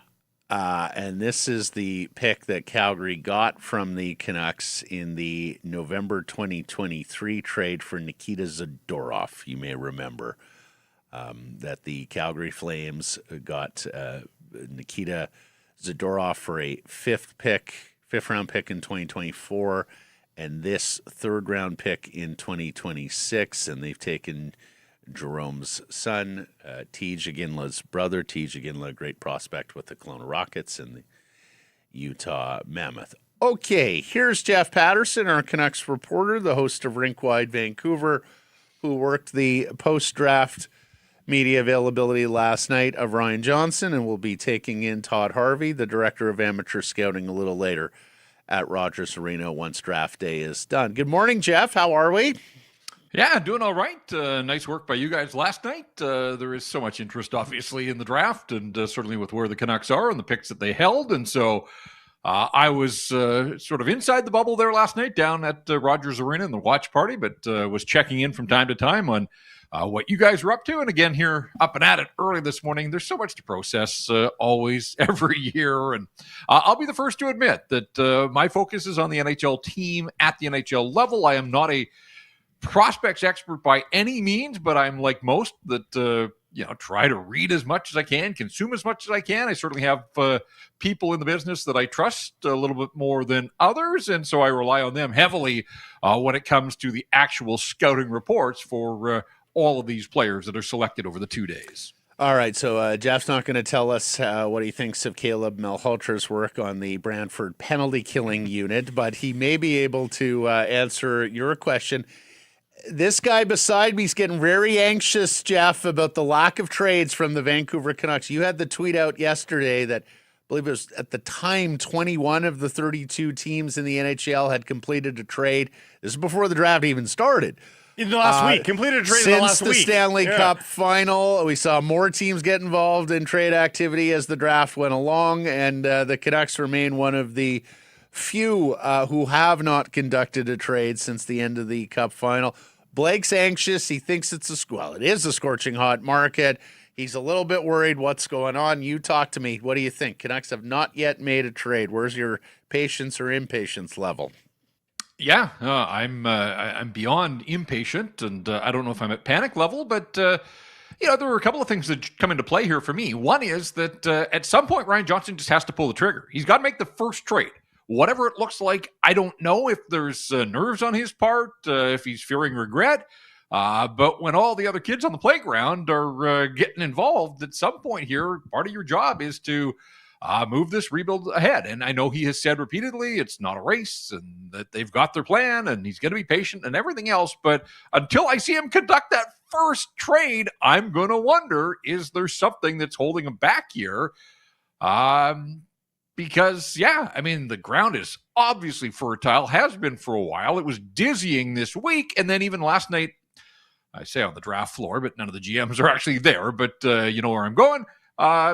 Again, the number of picks that changed. Like, guys, we haven't lived in a world in the last decade or even two where first-round picks have flown around the way that they did, particularly top 10 picks. Like, that's just basically unheard of.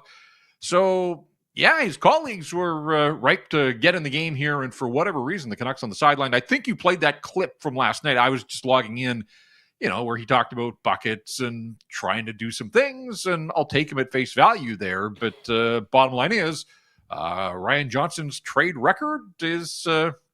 it's incomplete because it hasn't started yet, and it has to start with the first one, and I'd like to see that sooner rather than later. I'll ask you the question that I asked Blake. Does he have a good case in terms of the inactivity to date, Jeff? Number one, virtually every player that he looks to move has some sort of trade protection, in most cases full no trade or full no move. And have you seen a roster player moved since the end of the Cup final where you think there is a Canucks comparable, where you think you could have shopped your player, marketed your player, and got some of the returns? I mean, I've got the list in front of me. Is Dabrowski-Nichushkin comparison? Is Dabrowski a Samoskevich comparison? Is, you tell me, is there a player that you have seen moved where you think, boy, I would have liked if the Vancouver Canucks could have gotten involved in that return by peddling fill in the blank? Yeah, I'm not sure that I can get to a direct comparable, but what I would say is that I've seen teams make moves to either acquire draft capital or to free up roster spots that seemed like maybe it was going to be an entry point for the Vancouver Canucks to shop one of their players. And so, when Ottawa picked up draft picks from Florida, I thought, okay, and I wasn't alone. Lots of people in the hockey world sort of trying to connect dots there, that maybe that would be a place that Jake DeBrusk would land. Now, Jake DeBrusk, by all reports, is open to leaving the Vancouver Canucks, but suggestions are he wants to stay out west. He's got trade protection, so he controls his shots here. I would just think at this stage of his career that he'd want to get back with a winning program. He came up through the Boston system, 2 years here. Let's be honest, these guys have short careers, and although they may have aged a lot over the last couple of seasons here in Vancouver, I would think Jake would just want to be in a position where he could get back to the playoffs first and foremost, and then contribute to a winning cause. So I don't know why he would sort of box himself into just staying out west. So we'll see where it goes. But through it all, and again, I don't know that the Canucks are going to use all 10 of their picks in this draft. So we may actually see them make one of those trades where they move back or amass more picks either this year or next. I'm not giving up on Ryan Johnson making a trade before the weekend is through here, but I guess I am surprised that we haven't reached that point yet. Well, signposts have been missed. A signpost has been missed, right? Like you can say there's time, and there's time this summer to make trades, but there's no longer time this summer to make trades for a first or second round pick in this 2026 entry draft. Like, you've missed that availability, and that's the earliest place. We talk about when's the best time to plant an orchard. Planting seeds today is a little bit better for your rebuild than planting the seeds in 2027. I'm not saying you don't buy seeds in 2027. You still do that as well. But you can serve both masters here by making picks for the 2026 draft, and those moments are passing them by here. Well, I'll say this. There's a lot of things that frustrate me in the hockey world, but right up there near the top of my list is this notion that, all right, no trades at the draft.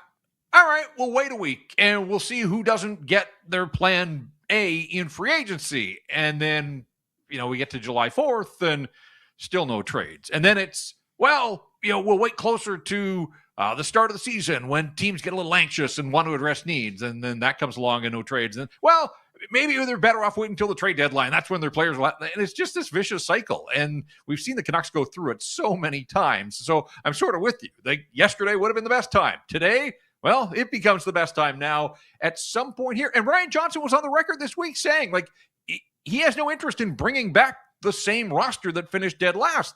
Well, in order to do that, you have to affect change. There's just no two ways about it, whether it's bringing in a Brendan Gallagher, whether it is freeing up roster spots for some of your younger players, perhaps somebody in this year's draft class, although it kind of feels like nobody from this class is going to step right into the National Hockey League in the fall. But change begins with small moves. Now, he has said they're walking away from Teddy Bluger and Derek Forbert, that they have told those players that they're not bringing back their unrestricted free agents. And so Evander Kane's not going to be back as well. That opens up a couple of spots, I suppose. But no, I mean, yes, the trade protection absolutely makes things difficult. Ryan didn't hand out those contracts. He inherits them. But this is all part of unbinding the knot that has sort of tied the Vancouver Canucks, and it's just his reality now. And maybe it's unfair to Ryan Johnson as a first-time GM. This is his life, and he is the guy that's going to have to figure out solutions to get around it. Just before we go any further, I want to shout out a local boy here, Ethan McKenzie of West Kelowna, who you may remember made the Canadian World Junior team as an undrafted player and showed quite well in the tournament, where he registered 5 points in 7 games. Edmonton Oil Kings defenseman has been selected by the Toronto Maple Leafs with pick 69. He's 19. He'll be 20 in September. People were like, how does this kid not get drafted by this stage? Okay, maybe he bloomed a little late, but good on him for sticking with it and showing, hey, if you're bypassed in the draft, you just keep plugging along. He's got a chance now going forward with the Toronto Maple Leafs. Jeff, we played the clip earlier. How did you feel about the way Ryan Johnson characterized the Caleb Malhotra selection? Hey, we weren't taking Manny's son, we were drafting Caleb Malhotra, and basically trying to say, nothing to see here in terms of the father-son dynamic in the same room going forward. And I think we've all identified the pitfalls that will exist at some point, but it seems pretty clear that Caleb's headed for NCAA hockey next year, so not an issue for now. And then is it a year in Abbotsford? Is it directly to the National Hockey League after 1 year in college? Is it 2 years in college? This thing can be pushed a couple of seasons so that it may not be much of an issue. And then the reality of the fact, guys, is, and I want to see Manny Malhotra succeed, but the churn at the coaching level in the National Hockey League is so ridiculous that by year 3, Manny Malhotra's got to prove that he was the right guy for the job. Otherwise, he's already on the hot seat. I want to see them have the opportunity to work together.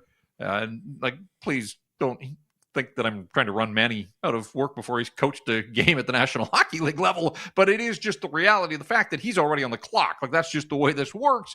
And if the Canucks truly believe that Caleb Malhotra, who just happens to be Manny's son, can have a career, something like a Trevor Linden, a 15-year career as a member of the Vancouver Canucks, then they had to make the selection that they did, and they truly believe in the player. I will give Caleb just character for days, and obviously is cut from the same cloth, and the apple has not fallen far from the tree. Was impressed with his answers. And he's been asked that question so many times through this process. He wants to forge his own path, and understandably so. His path's going to be a little different now because of who his father is. But Manny addressed it as well last night. Manny, again, said, last night was all about him being a hockey dad. He was there to support his son. But at some point, it is going to be an issue. So I get where Ryan Johnson's coming from, trying to distance himself for now. It's not something that they absolutely have to deal with and figure out solutions to in the moment. But there will come a point in time where all of these questions become relevant. And, I do think that both Manny and Caleb have the character to meet it head on, but it's still going to present a sticky situation, not just for the player and the coach, but for the other 20 guys on the roster. And, we have discussed, not every guy is going to be happy with the coach. And at that point, it presents some interesting situations for the group dynamic for a Vancouver Canucks team that's trying to move forward. And I do think that one of the themes here so far, guys, and certainly with the 2 picks last night, Ryan Johnson addressed that as well. High character in both of the picks that they made last night. And Braden Coots, I think, falls in that same category. This is part of this culture change that they are trying to affect. The departure of Manny Malhotra could be interesting whenever that happens. But the greater point here is 5 NHL coaches have been in the league more than 3 years. 5. So when you prognosticate like when Caleb Malhotra is really going to be pushing for the first or second line center job in Vancouver, the math tells you there's a very slim possibility that will be a decision for Manny Malhotra to make. And the wild but thing you in are all hoping that Manny is your Yeah, coach. you are. long-term, You are. I'm just saying the math. you're not. I understand. Look at the 5 guys that have been in the job: John Cooper, Rod Brindamore. Yep. If I'm not mistaken, Jared Bednar. Yep. Paul Maurice. Mm-hmm. And is it Marty St. St. Louis Louis. now? Yeah. And look at where their teams are. Like, is there not a common thread that can be drawn through those 5 teams? There's championships in there. But here's the thing, Jeff. Frankie Corrado hit it on the head a few weeks ago with us. He said, if you're the Canucks with this thing, you have to develop exit strategies because there's a real chance you're firing Dad while Caleb's on the team, right? Or if Caleb's not working out, it's a possibility you're moving Caleb with Dad as the coach. So you have to make sure that both of them are okay and no one's going to take anything personally and no one's going to feel, sad, be Eeyore in the corner if suddenly the father-son dynamic San Jose has Sharks to be. just traded a very nice prospect in William Macklin, a nice player in William. He's a player now. Like, do they make that trade if Papa Eklund is the coach? Like that was a courage of conviction trade from the San. Are things like that off the table because Manny's the coach? Right. It creates questions. Yeah. Anyways, For sure. And they have to own the fact that they have invited this upon themselves. that's right. And I think they understand that. We're all just kind of dancing around it until that day comes where the two of them are both, one behind the bench and one on the bench of the Vancouver Canucks at the National Hockey League level. Yeah. Okay, Jeff, we are up against Vancouver Canucks pick here in a selection or two. They are on the board with their 3rd round pick, number 78 overall. I know you've got work later today and listening to Todd Harvey, Director of Amateur Scouting. So we'll let you get about your day on that. Thank you very much. And we'll hear from you this week after the whole shoot match of the draft is over and heading into free agency on Canada Day Wednesday. All right, keep up the good work. Are you going all 7 rounds? Or? No, stop it. Come on. Hey, now. We're but human. Believe it or not, Blake was ready to tap out after 4.5 hours yesterday, Jeff. So we didn't get to the 32nd overall pick. We have a couple of angry Ottawa Senators fans in our YouTube chat. So They don't have the We're internet. going to talk to Stephen Ellis. If Stephen gets us most of the way to the 4th round pick, then maybe we stick around. But other than that, a good night, Ari Ring. Thank you, Jeff. Sounds like a plan. Nice work absolutely. already. Keep it up, and we'll chat this week. Thanks, All right, Jeff. that's Jeff Paterson, our Canucks reporter and the host of Rink Wide Vancouver. 2 picks away from the Canucks at 78, or I guess, 2 picks before the Canucks at 78. Some interesting players here. Tomas Shrenko, the Slovak centerman, playmaker. Adam Valentini, now most people think he's going to be a winger in the NHL. I thought he went. I'm showing him as available. Oh, really? Okay. I could be wrong here, Blake. Don't quote me. But he's already at the University of Michigan. He was 27 points in 40 games on a very good Michigan team. I mentioned that there are some of the models that really like Adam Valentini. Thomas Vandenberg is a center iceman with the Ottawa 67s. Alessandro Di Orio is center iceman with the Sarnia franchise in the OHL. Pearson Bowie, 32 goals in 68 games, a winger from Owen Sound. And then we've talked about big Adam Andersson of Leksands in Sweden with Cam Robinson, a 6'4", 215-pound pivot. And there's a right shot defenseman out of Brandon, Georgios Pantelis, also a big kid. And a Swiss winger, Lars Steiner, who played for their World Junior team, looked pretty good out of the Quebec League's Rouen Noranda. I think I just saw Valentini being called for by people saying it's time to go get him. That's why I saw his name on my timeline. Toronto has made their selection at 76. They took Mons Goodmanson. And he'd been hanging around. A lot of people like Mons Goodmanson, too. Yeah, Cam Robinson mentioned him earlier. Strictly a defender there. Luke Scher went to St. Louis the pick before. That is also strictly a defender, a bigger right shot defenseman. Colorado took a centerman out of Red Deer, Beckett Hamilton. Patrick Bacon from Top Down Hockey had him as the top remaining defenseman. Pierce Buey, Okay. Thomas Vanderberg, the options. The Rangers have made their pick, so the Vancouver Canucks are up. Boy, Valentini would seem to be a really interesting guy Charlie to take Morrison, here. yeah. He has already played NCAA hockey at a top program, and he has done some scoring there. Shrenko looked quite good, actually, for Slovakia at the World Championships. Kid's a playmaking center now. He is small. If they want to continue the size motif, Adam Anderson, the big Swedish centerman, is available for them there, as well as you mentioned the Owen Sound winger, who at 32 goals, boy, there are not many guys left in the draft that have 32 goals in any season, or any major junior season, I should say, on their resume. As a matter of fact, as I go up and down the list here, Blake, he may be. Oh no, there's a Quebec League kid who scored. I think Valentini sounds like a really good pick. Played with the Chicago Steel program in the USHL, which is rare for a Canadian. Great program too. And That's then Macklin Celebrini's program. And then off to Michigan, which is also a great program. And he's also performed. Oh, it's not him though. It's Dmitry Ivchenko. Let's say Russian. I am not immediately familiar with this name. He's a goaltender. Yeah. They have gone goalie. They've gone goalie. Indeed. 6'3". EP says that he's calm on the crease, disciplined goalie, keeping square shooters, boasting strong depth control and strong routes to keep him in position. Played all over Russian hockey last year, mainly in the junior MHL, where he had a .922 save percentage. Sounds like he was called up to Avangard Omsk, but never got into any games. So probably staying in Russia, you would think, for 26-27. I would think he was the 4th ranked European goaltender by NHL Central Scouting. 6'3", 179 pounds, a left catcher, which is standard, of course. Boy, there were 2 right catchers in this draft, 3 right catchers in this draft.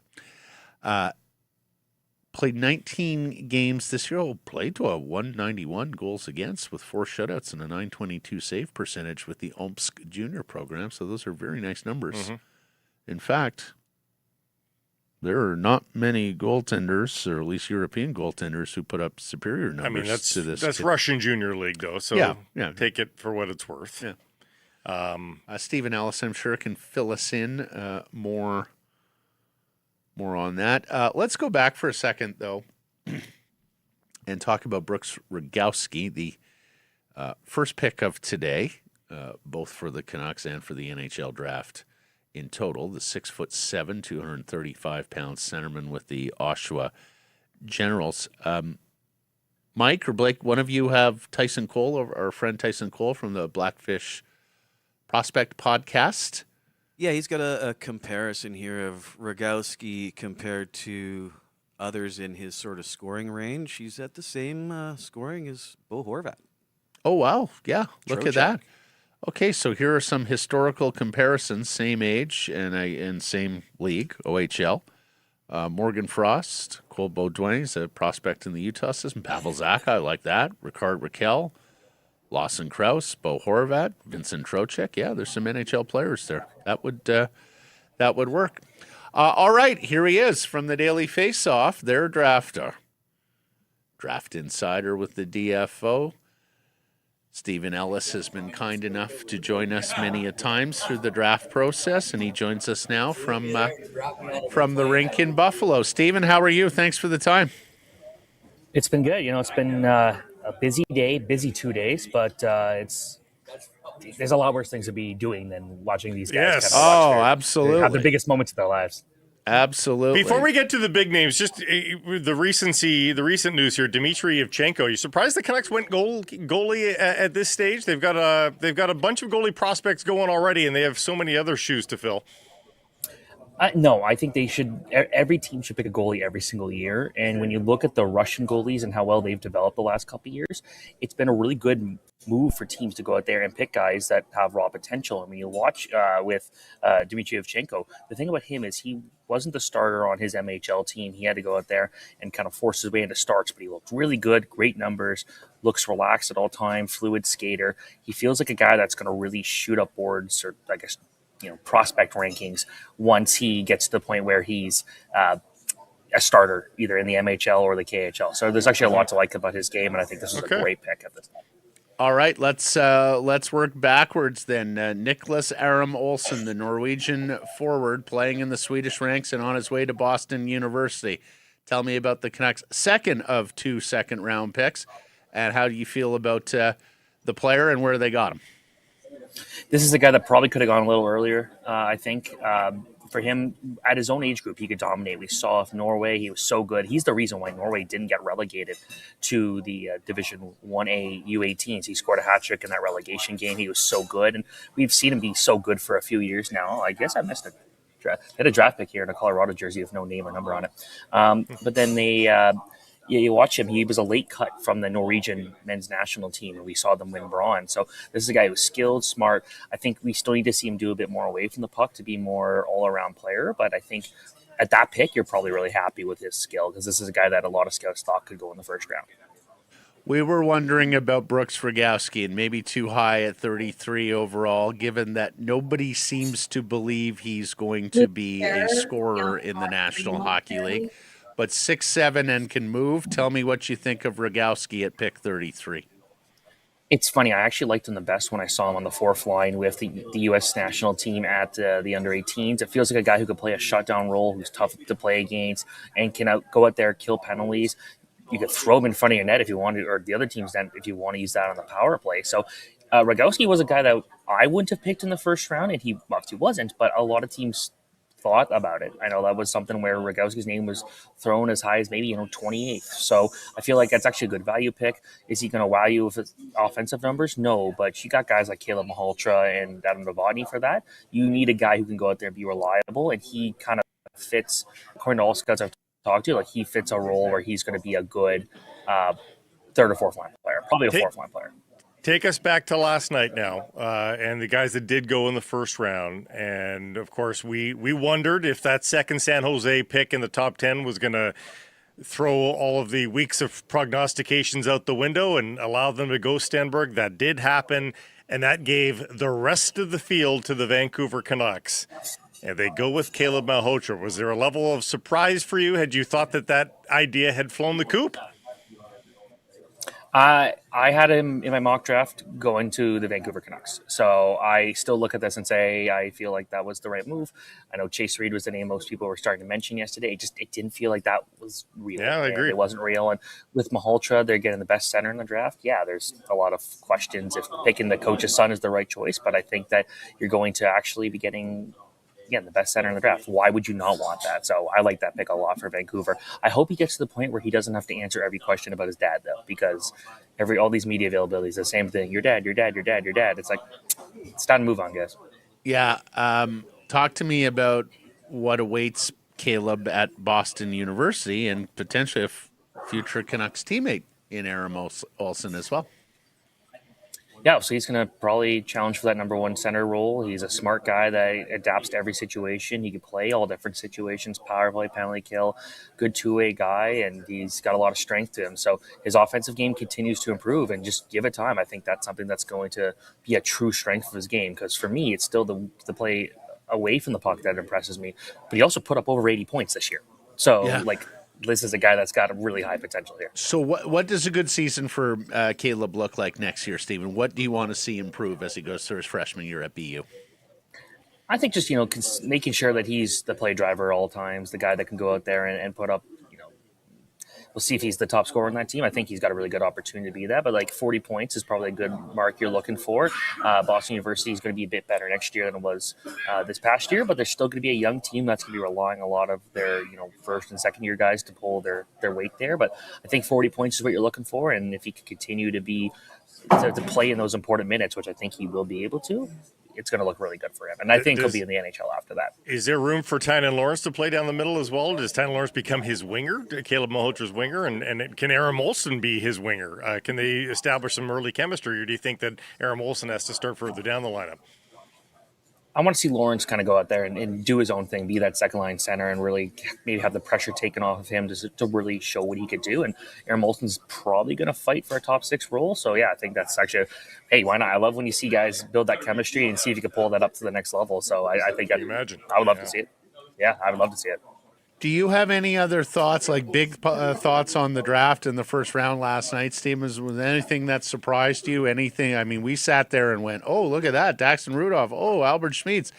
And then all of a sudden there goes Keaton Verhoff to San Jose at number 9. And then all of a sudden there's San Jose trading up to 21 to get Ryan Lynn. But, you tell me, was there something from round 1, whether it was draft picks or maybe even player trades, that really struck you? I think it'd be what Ottawa did. They picked 2 guys with, some potential high upside there in the Swedish guy Hohen, and then they also got Jackson Cover. But those are 2 guys that should have been maybe at best late second, early third round picks. So that was really surprising to see them both go to Ottawa there. I've not liked Ottawa's draft whatsoever. Almost every pick they've made, I'm like, are you sure? Like, you couldn't get this guy later? So Ottawa's had a weird draft. I know Ryan Lynn falling as much as he did. It was not unexpected, I'd say. It feels like that's a guy that was probably going to fall just because he's smaller, but it's a mistake. And San Jose, I think they had the type of draft yesterday that, when you look at the kind of the gold standard of like a home run draft where you didn't pick early and you made the most of it, it's the Dallas Stars in 2017 when they got Heiskanen, Ottinger, and Jason Robertson. I know that obviously they picked 3 times in the first round, so obviously they picked high yesterday, but the Sharks, man, that's a franchise-changing day right there. That's a lot of fun for them. Well, they got a guy at 9 that was top 3 for much of the year, even recently was top 3. I mean, it's an absolute steal. What about Mathis Preston, Penticton's Mathis Preston of the Vancouver Giants, Stephen? Boy, we were real surprised that he lasted until the 50th overall pick in the draft. Can you tell me what you think held Preston back and had him fall to the sort of middle of the second round? Yeah, scouts are not really thrilled with his off-puck game, and that's the thing. If your A game falls apart, then your B game is not great. That's going to be something that knocks him down. I think he's got so much skill. We saw what he was able to do with the U18s.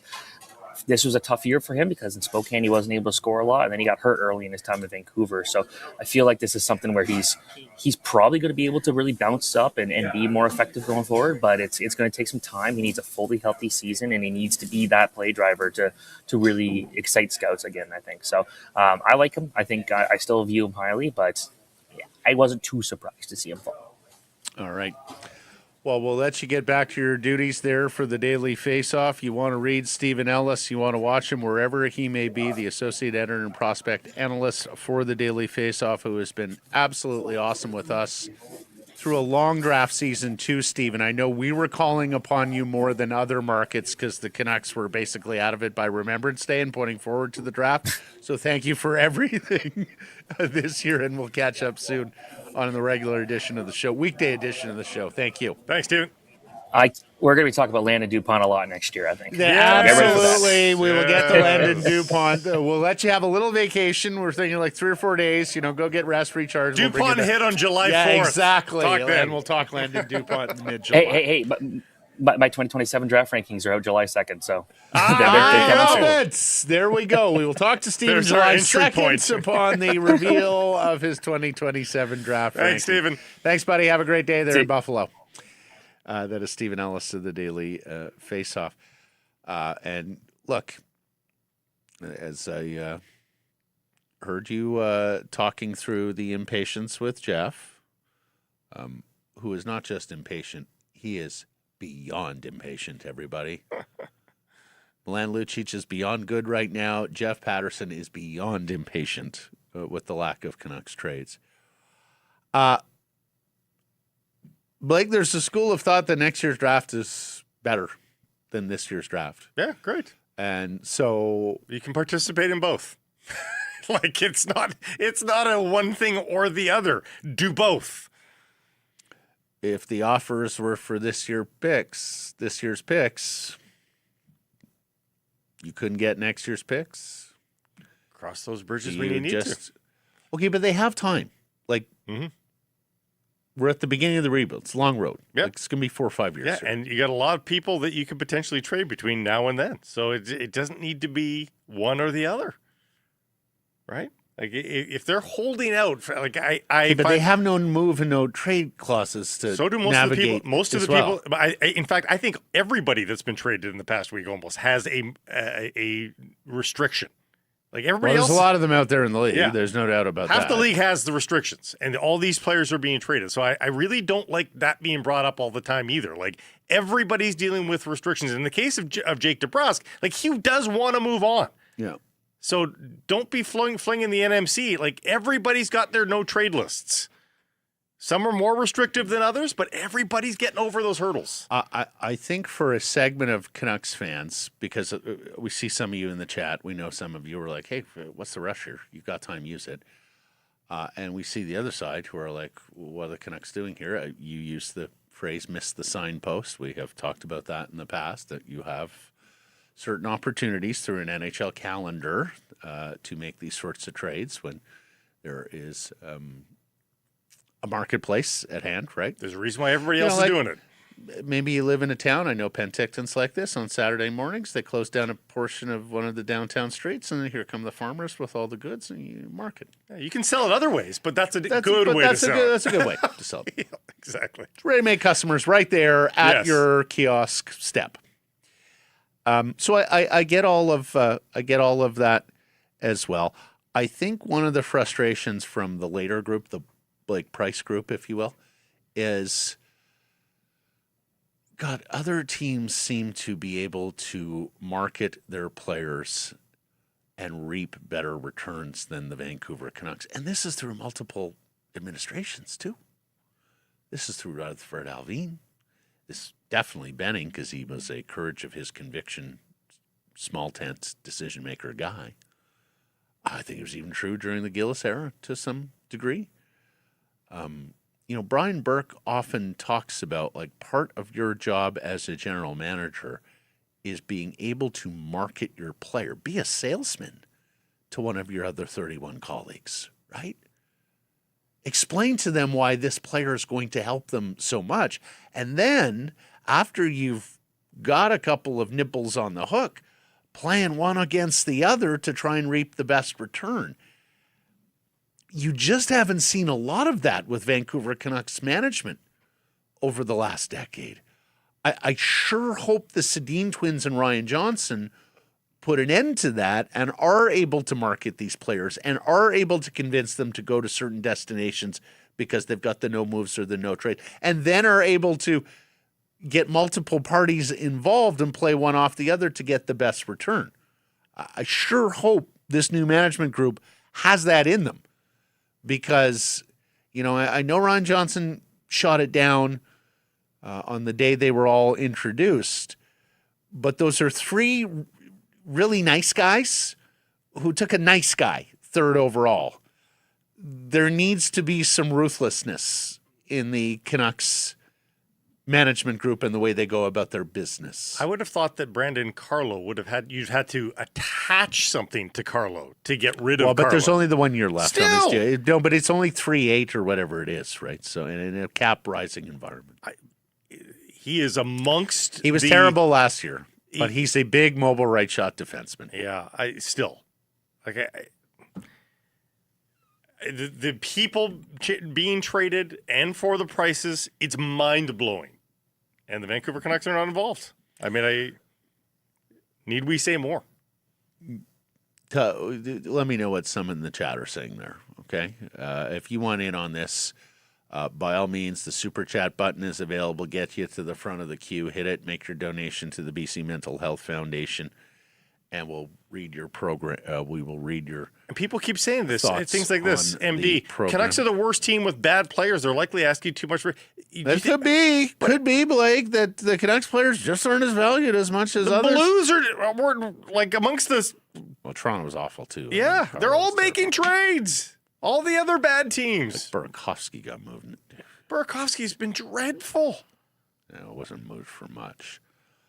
Okay, so I guess we're going to stick around here to the Canucks because they have the first pick in the 4th round.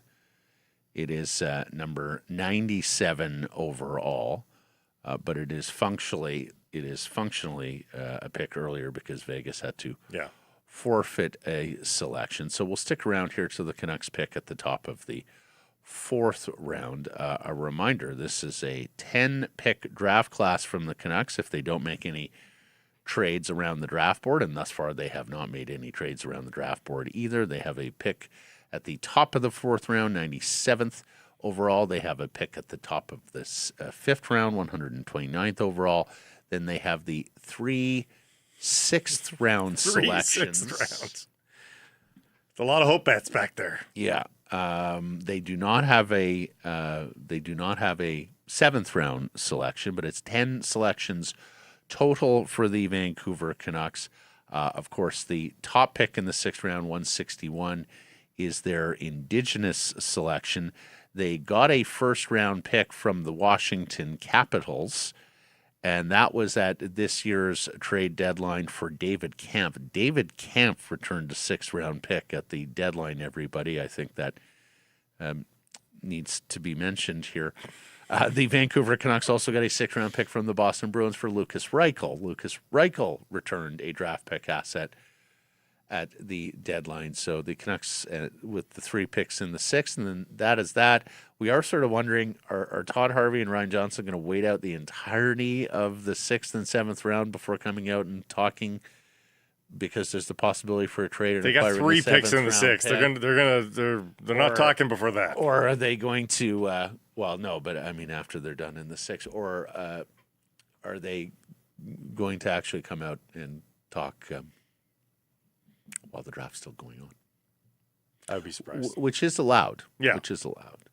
Your guy in Bowie, the goal scorer out of Owen Sound, went to Pittsburgh. Boy, Pittsburgh having a day. Yeah. That's a great value pick for a kid who a lot of people thought was he was in the 40s for some people. Yeah. A 2nd round pick. They got the Ruck Twins United taking Marcus at 39th overall. They got Galvis, my defenseman, my itty-bitty Czech defenseman who I like, the overage kid who looks so good at the World Juniors. Attaboy Dubas. Liking what Dubas is doing here with the Pittsburgh Penguins. Ottawa Senators took Adam Nemec. He's the brother of Simone Nemec. I did sort of wonder, is Calgary going to get in on that action with the Nemec brothers? But they took Joe Iginla, son of Jerome, of course, at the top of the 3rd round. Do we have any other local kids here who have gone recently? I like to shout the local kids. No, not recently. When I can. Oh, here's an interesting pick. Anaheim at 82. They took a winger named Ryan Chudzinski, an American playing with the Moncton Wildcats of the QMJHL. His father is Rob Chudzinski, the former head coach of the Cleveland Browns and a 2-time national champion at the University of Miami. Chudzinski was a very good tight end in his day.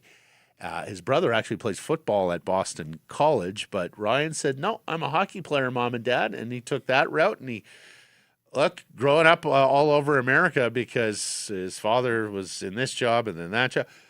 This kid loved him some hockey and took the hockey route, and he's taken by Anaheim. Well, 82nd. Rogowski, incidentally, the Canucks' 2nd round pick, was a baseball player and was thinking about going hard in baseball, but got some last second interest, when he was in his early teens, and decided to stick with hockey. Was he drafted in baseball, Rogowski?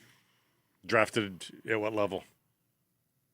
Well, high schoolers are eligible for the Major League Baseball draft. I think he quit baseball a couple of years ago. Oh, okay. But he was a very good player, I think, in his own right up until that point.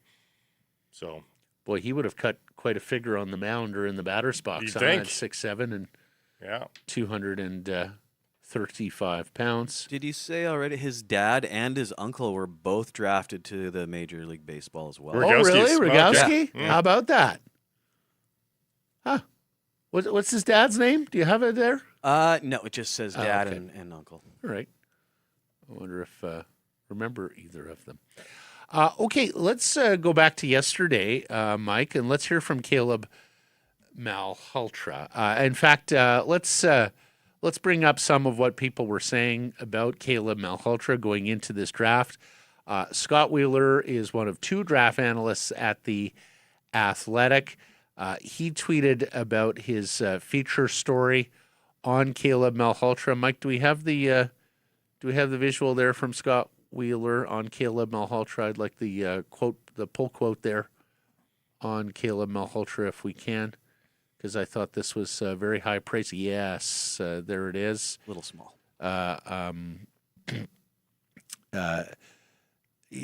So the story talks about Caleb Malhotra sitting at a morning skate there in Brantford, and the director of player development is running a developmental skate for the injured players and the scratches, and he's looking around and he's seeing the son of his head coach, Jay McKee, on the ice, and he said, "I was one of those kids," gesturing towards the little tyke. And needless to say, in a second here, we're going to hear from him growing up in Rogers Arena. I would also like, Mike, if we can show now the Byron Bader tweet and the graphic about Caleb Malhotra. Now, Bader will tell you full out that he's got a model that prioritizes offensive players, that he is not the guy to look to if you're looking at, who will be the best defensive defenseman. But Bader writes, the super young, summer-born center Caleb Malhotra goes 3rd overall to the Canucks. From his D1 to his draft year, D-1 to his draft year, his production was tripled, and he was also producing more and more as his draft year went on. I like the trajectory and the runway left to evolve into something really good. He won't be in the NHL right away, I don't imagine, but look for him to be primed and ready for 27-28. The model comparison there, Blake, is Brad Richards. And goodness gracious, if they've got Brad Richards, that is a number 1 centerman, and that is one of the great setup men of his era, Stanley Cup champion Brad Richards. But that is a guy who filled him a stat sheet. And so if Bader's... He was a pure setup guy, though, Brad Richards was. More so, yeah. So I think there's a hope that Caleb will pot you a few more goals and be a little bit more tenacious. I don't know that Brad Richards was noted for his tenacity, but... Okay. That's fair enough. Yeah. I was actually surprised to see that comp, because I thought Brad Richards is more of a placid, Lady Bing. That's what I'm thinking. Yeah. Yeah. So he's. Great player. But did Richards inherit the captaincy in Tampa at any point? I don't think so. I think he had a letter, but I don't remember him as a captain. Look, Caleb Malhotra met the media last night, and as we know, his father was a player for the Vancouver Canucks. Mm-hmm. His father was an assistant coach for the Vancouver Canucks with Travis Green. So, look, the Malhotra family, and of course his mom, Joanne Nash of Victoria, British Columbia, sister to Stephen Martin Nash, a pretty good soccer player in her own right, was Joanne. Have a lot of roots here in British Columbia, including at Rogers Arena, where Caleb was recalling yesterday, running around the locker room. Yeah, I think the biggest memory is playing mini six in the room after games, or playing with other little kids around the dressing room. I remember how cool it was seeing how big the stalls were when you were a little kid, and seeing their equipment and thinking how cool it was. That's something I always remember and I always take with me. And I even got some pictures of that in my draft suit, so it's very special. Nice visual. Good answer, Caleb. He also said, Caleb did, he was not given any kind of heads up, despite the fact Dad is the head coach of the NHL team, who, needless to say, has long standings with the co-presidents, with the general manager. Manny says he had no idea. Yeah. So here's Caleb insisting he did not know that he was the Canucks guy. I had no clue or no hints from anybody, so I was just as blind as everybody else was. So just to hear my name get called at all, and then especially to this organization, it's got a personal connection and a big emotional meaning for me. So I'm just so grateful, and like this couldn't have been more perfect for me. Yeah, I hear you. Boy, all draft name is coming up here for the Montreal Canadiens, Blake. How about a defenseman named Cooper Cleaves? Just on name alone, he's a third rounder. Cooper Cleaves. And look, we just talked to Stephen Ellis, who said maybe it's time to give it a rest on the father-son thing. And I think that will happen once he gets to Boston University and he's a collegiate player away from Manny. For a time, until he makes his debut, right? For a time. Until he's at a training camp for the Canucks, and it's right back up. But of course, he was asked about it yesterday, and he was asked about why it will work having his dad as the head coach. Yeah, I think I'm confident because I know what a good coach he is firsthand. And any son would say that, but I know for a fact all his players agree. And if I have nothing but good things to say about him, and I know he's well respected. So, and then as a player, I'm a very coachable guy, and I'm very professional when I'm at the rink. So I won't have any trouble being able to make him my coach at the rink, and then have him be my dad away from the rink.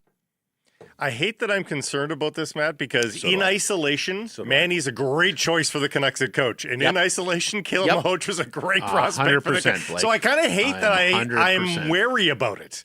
Because it makes it sound like I don't think that Manny Malhotra should be the Canucks coach or that Caleb Malhotra was a poor choice. Neither one of those things is true. I'm just worried about the interconnection. Blake, sometimes there are two ingredients that you absolutely love. Just put them together and it doesn't quite taste right. I'm hoping that's not the case. Yes. Yeah, he's a great prospect. Manny's a great choice for coach. No question about it. Can this work? We'll find out. We are 3 picks away from the Vancouver Canucks being back on the clock with the first overall selection in the 4th round, I should say. God.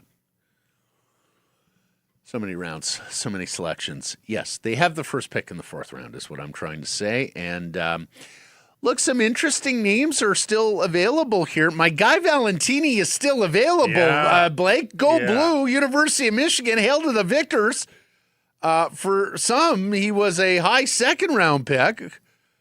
Played college hockey, 27 points in 40 games at Michigan. That's no slouch. No, at that age, it's not bad. Thomas Vandenberg, center with the Ottawa 67s, is available. He's nearly a point per game last year. Alessandro Diorio, center with Sarnia in the OHL.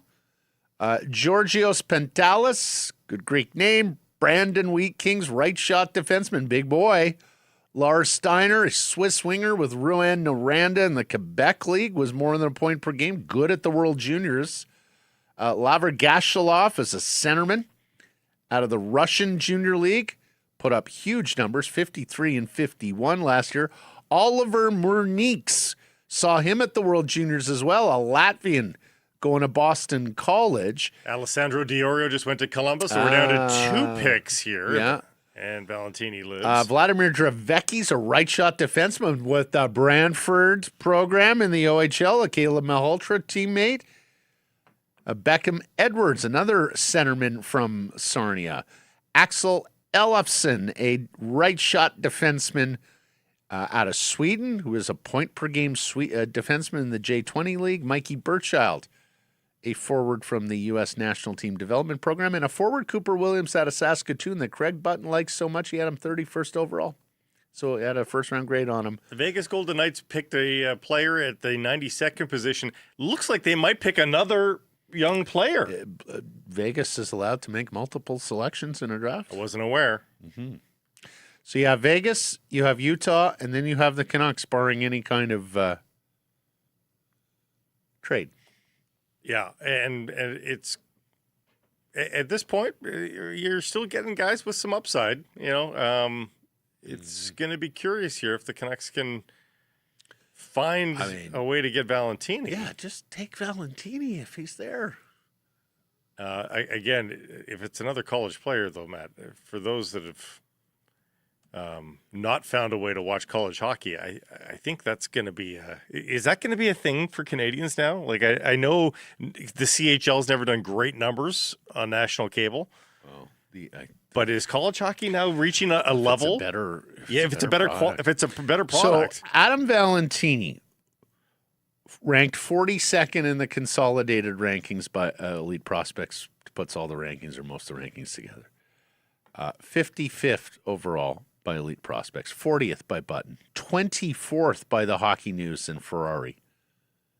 42nd by the Daily Faceoff and Stephen Ellis.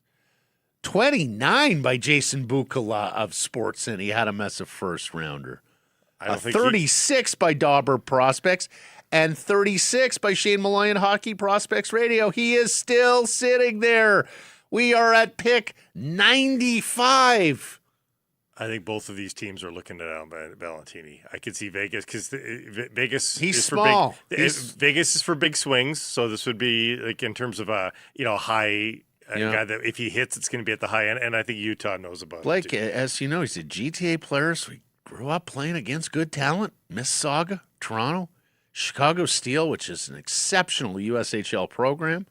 Played at the World Hockey Challenge for Canada. Vegas let him pass by. Sean Burke, the defenseman, going to Vegas. So just one pick left. Well, Utah. Played at Canada for the under-18s, 5 points in 5 games.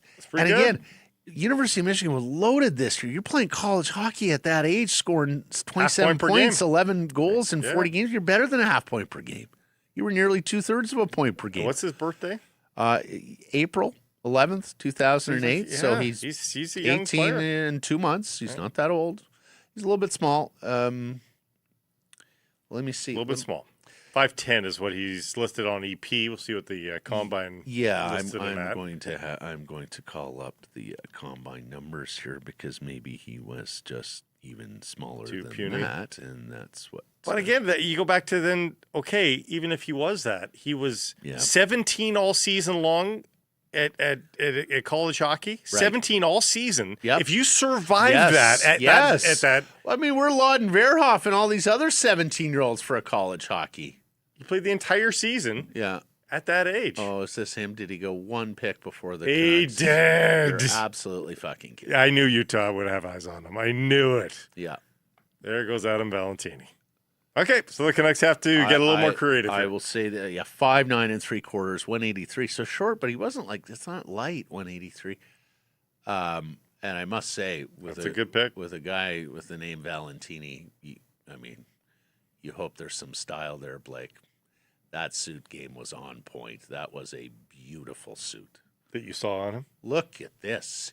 He's got an NHL draft fashioned dress shirt with the draft logo on the back of the dress shirt, and he's got the inner lining all decked out on the sports coat, and he's wearing the white sneakers with the blue trim to match. This guy, his name is Valentini. He could be Valentino. Somebody get him to a catwalk in Milan. Forwards, Vandenberg, Steiner, Gashilov. Yes. Defenseman, Elofsson, Georgios Panthalis. You know what? They haven't taken a defenseman yet. Yeah. Give me Elofsson. Axel Elofsson. Yeah. I think we could get away with an Axel F intro song every time. That's right. You talked about Axel. That's great shout for the DJ down at Rogers Arena. That's right. Who doesn't like Axel F? Do the rookie lap with the Axel F if he makes it. Mm-hmm. If you're too young to remember, Axel Foley, lead character, Beverly Hills Cop. I hope we don't have to. Eddie Murphy. Thank you, Blake. Excellent opening sequence in a chase scene with a truck that's going here, there, and everywhere. And then a magnificent scene at a museum with a young Bronson Pinchot. All right, the pick is in. It is not him. Yaroslav Brizgalov from the Medicine Hat Tigers. Oh, my. Is he related to the man who Ilya? sees bears? Yes. I don't know the answer to that. Please look that up for me. Is it spelled? It's spelled the same way. Belarusian, not Russian, Belarusian. Big boy, 6'3", 216 pounds, and played with the Rug Twins and played for Willie Desjardins at Medicine Hat. Did I say Yaroslav? Yaroslav. Yeah, Yaroslav. Not related. Not related. Who would have known Brizgalov? It's Smith in Belarus. Yeah. Mm-hmm. 6'4", big boy. Oh, you got him at 6'4". Wow, okay. 220. So he is That's something else. The write-up from elite prospects: zips passes, plays an overall fast game, makes touch passes through the forecheck, spins them off the wall, beats sticks with quick hands to set up dishes, and even manipulates defenders with lookoffs. Okay. So a passer, it sounds like. Yeah. And he, with Medicine Hat, 42 assists. Oh, wow. That's really good. And remember, that's not a ruck twin. So Right. to get that away from the rucks, I'm sure he might have seen some action with the rucks, but yeah, interesting. Well, I'm going to say that He's third in scoring. He must have played with the rucks. I was going to say, yeah. Because and of course Medicine Hat won the dub last year, and he was on that team. In fact, he even dipped toe with Medicine Hat the year before. So yeah, boy. Third and forward scoring, of course, they had the two high-scoring defensemen there in Medicine Hat. Bryce Pickford, the Montreal Canadiens draft pick, and then Jonas Wu, related to Jet Wu. But yeah, no, that's an interesting. I mean, he outscored some NHL draft picks, Blake, like Andrew Basha. His teammates, NHL draft pick of the Calgary Flames. Oh, Basha got hurt. Okay, I don't mind that. selection. That's on paper, that's a bit of a swing for high end. I like it. On paper, now was not invited to the combine, so you're now at the area of the draft where you got guys who weren't invited to the combine, which sometimes says something, and sometimes just puts the bit between their teeth. And he's going to Merrimack next year, so he's going to NCAA hockey. Yep. Good step for a bigger body because, again, once you reach that, he was almost a point per game at the dub level last year, 55 and 64. So time to challenge yourself a little bit more. Yep. It's a good idea. All right. Well, I'll tell you what. When you get to guys who weren't invited to the combine, that is one of the first fears when you're doing a draft show, the non-combine guys, because, at that point you don't have as much material on the player. And then your greatest fear is that you come across a guy who is actually not in any draft guide whatsoever. And that has happened to Blake and I before. And we were left dumbfounded and really paddling, with nothing to say about a player. We have talked to all our draft experts here today thus far. We will have more on the show this coming week. One little bit of color on Brizgalov. He is an overager. Okay. So he's passed through a draft, which is why he was not invited to the combine. So we're going to move on. I do want to get a couple more things in on Adam Novotny because I don't feel like we've talked a lot about Adam Novotny today, and there was much that came out about Adam Novotny, the Canucks second-round pick last year. Oh, here we go. Scouts on Brizgalov, relentless forechecker, delivers heavy contact, smart distributor who consistently finds seams. That's from McKean's Hockey, who was sixth amongst WHL rookies in scoring. Not bad. Novotny, the strapping Czech winger from the Peterborough Petes, who just about universally, I think, people looked at and went, wow, that was great value for the Canucks at number 24. Our old friend Grady Sass, tweeting about him last night, asked someone who worked a lot of Pete's games on Adam Novotny, quote, nasty shot, but needs to use it more. Great kid, loves to learn and get better. Hockey sense is top-notch. Like some reports noted, the Pete system suppressed his numbers. Yeah, Peterborough was not particularly great. He's talked about modeling himself after Mason McTavish, despite the fact that he's a winger and McTavish is a center. Of course, McTavish played at the Peterborough Petes program as well. He also, interesting note about him, when he scores goals, he kisses his wrist. And I heard him explain yesterday that he has a tattoo on his wrist that's a matching tattoo of his mother has one on her wrist. And so he kisses the tattoo on his wrist as sort of a sign to mom, who's back home in Czechia, obviously, watching all these games on streaming, that, he's thinking about mom. So you gotta love that. Can we bring up the Scott Wheeler Yes, thank you, Mike. Boy, we were all on that one. He's getting better as we go, but it's gonna be an awful shame when we have to shut this thing down when Mike's just hitting his stride. But here's Scott Wheeler saying, we quoting one of the Peter Pete's management group. We knew we were getting a real strong and pretty special player. He's got a frame on him very similar to Mason McTavish, and that he's really thick and he's a powerful skater. He's got strength. He's got a very good shot. He can move the puck well, and he's got a lot of details and really good habits when it comes to sticking lanes, blocking shots, really contributes in all three of the zones, and those things make him a valuable player in all situations, whether you're pressing for goal or defending a lead. Yeah, like he compares himself to Mason McTavish. Yes, he wants that. Now, and I said it yesterday, but it bears repeating. I was of the belief, and I was with Shane Malloy on this from Hockey Prospects Radio, that this was not the draft, at least in the first round, for the Canucks to take the huge swings on upside.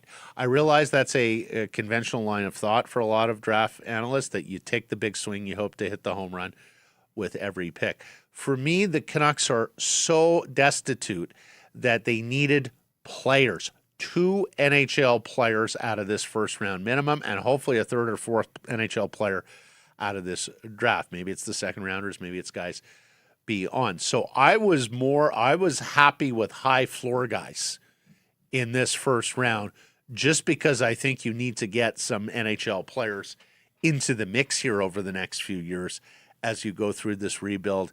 And I think Adam Novotny is absolutely an NHL player. Like, he's already an NHL body, to say the least. Like, he's 200 pounds. He's more than 6 foot.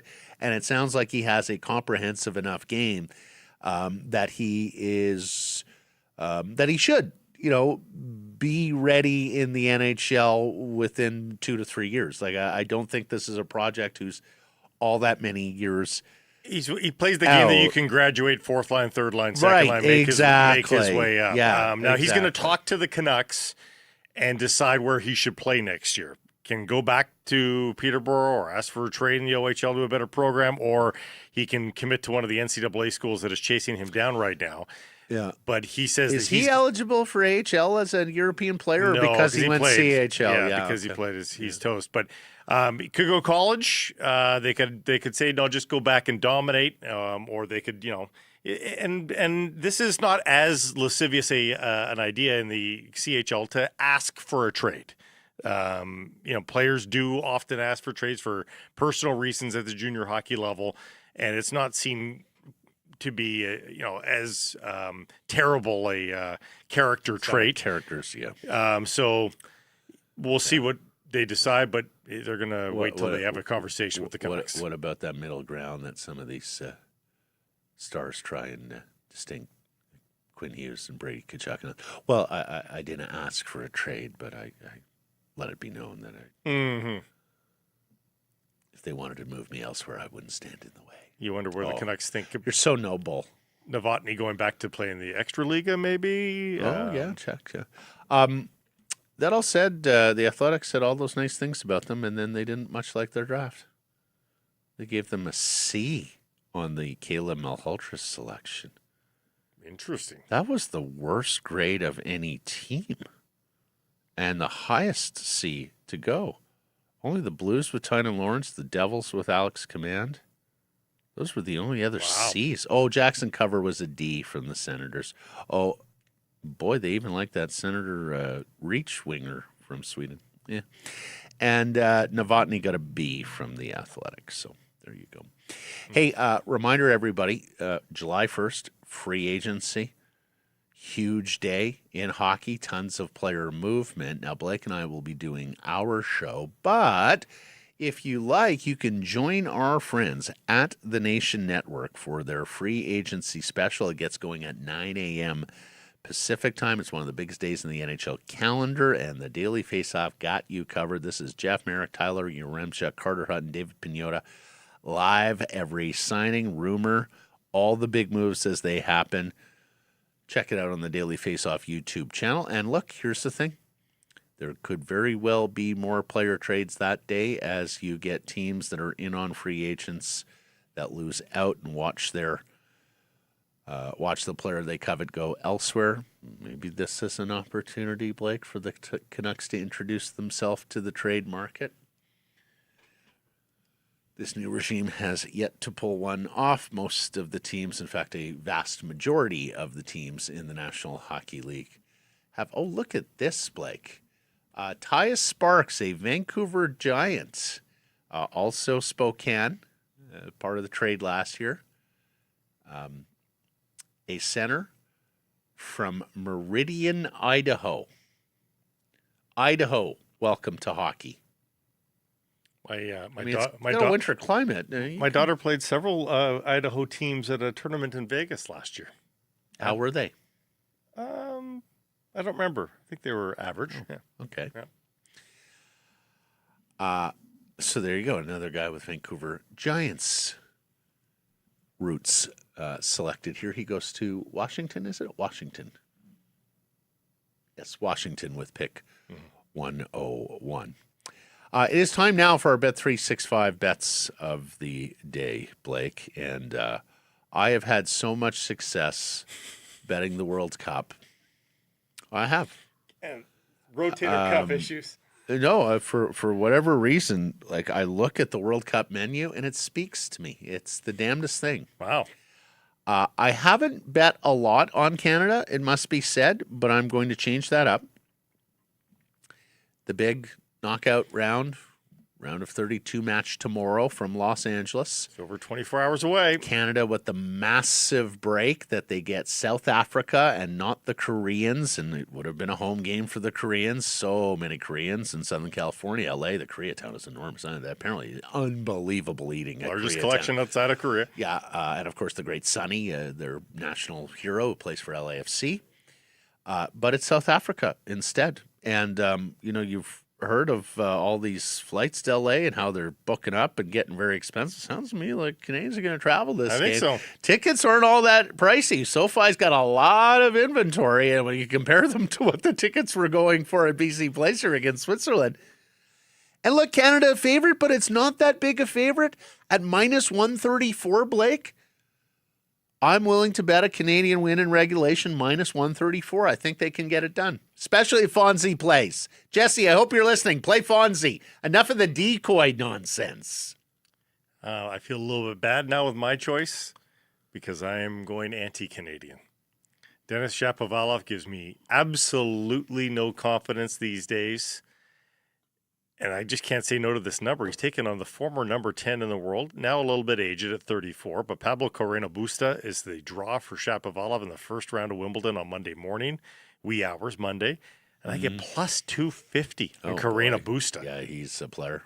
So I That's happily a tough draw take in the first round. Yeah. For other thing I should say, I do like the Lions to win touchdown Kelowna today and get on the board with their first victory in 2026. I recognize they got some injuries offensively, receiver in the offensive line, but I just think that's going to be a special day and a special crowd playing in the Okanagan and having all those. Hopefully they can use it. Oh, absolutely. Yeah. And look, Calgary's winless too. Lions are minus 1.5 on the spread, and that's at even money too. So, hey, give me the BC Lions as well to win and win by 2 or more. Worst thing about hockey season is at some point every year it ends. There's a lot of time between now and the first puck drop of next season, which feels like, well, an eternity for those of you used to nightly games. The good news, Bet365, still plenty of games, just none that require you to lace up the skates. At Bet365 Casino, you can choose between hundreds of slots, live tables, your favorite games. Maybe your second favorite game. You must be 19 or older. Please play responsibly. That is going to do us for us on our second day of draft coverage from the Nation Network studio built by Arbor Lee here at the historic Wall Center. Now, Blake mentioned it yesterday.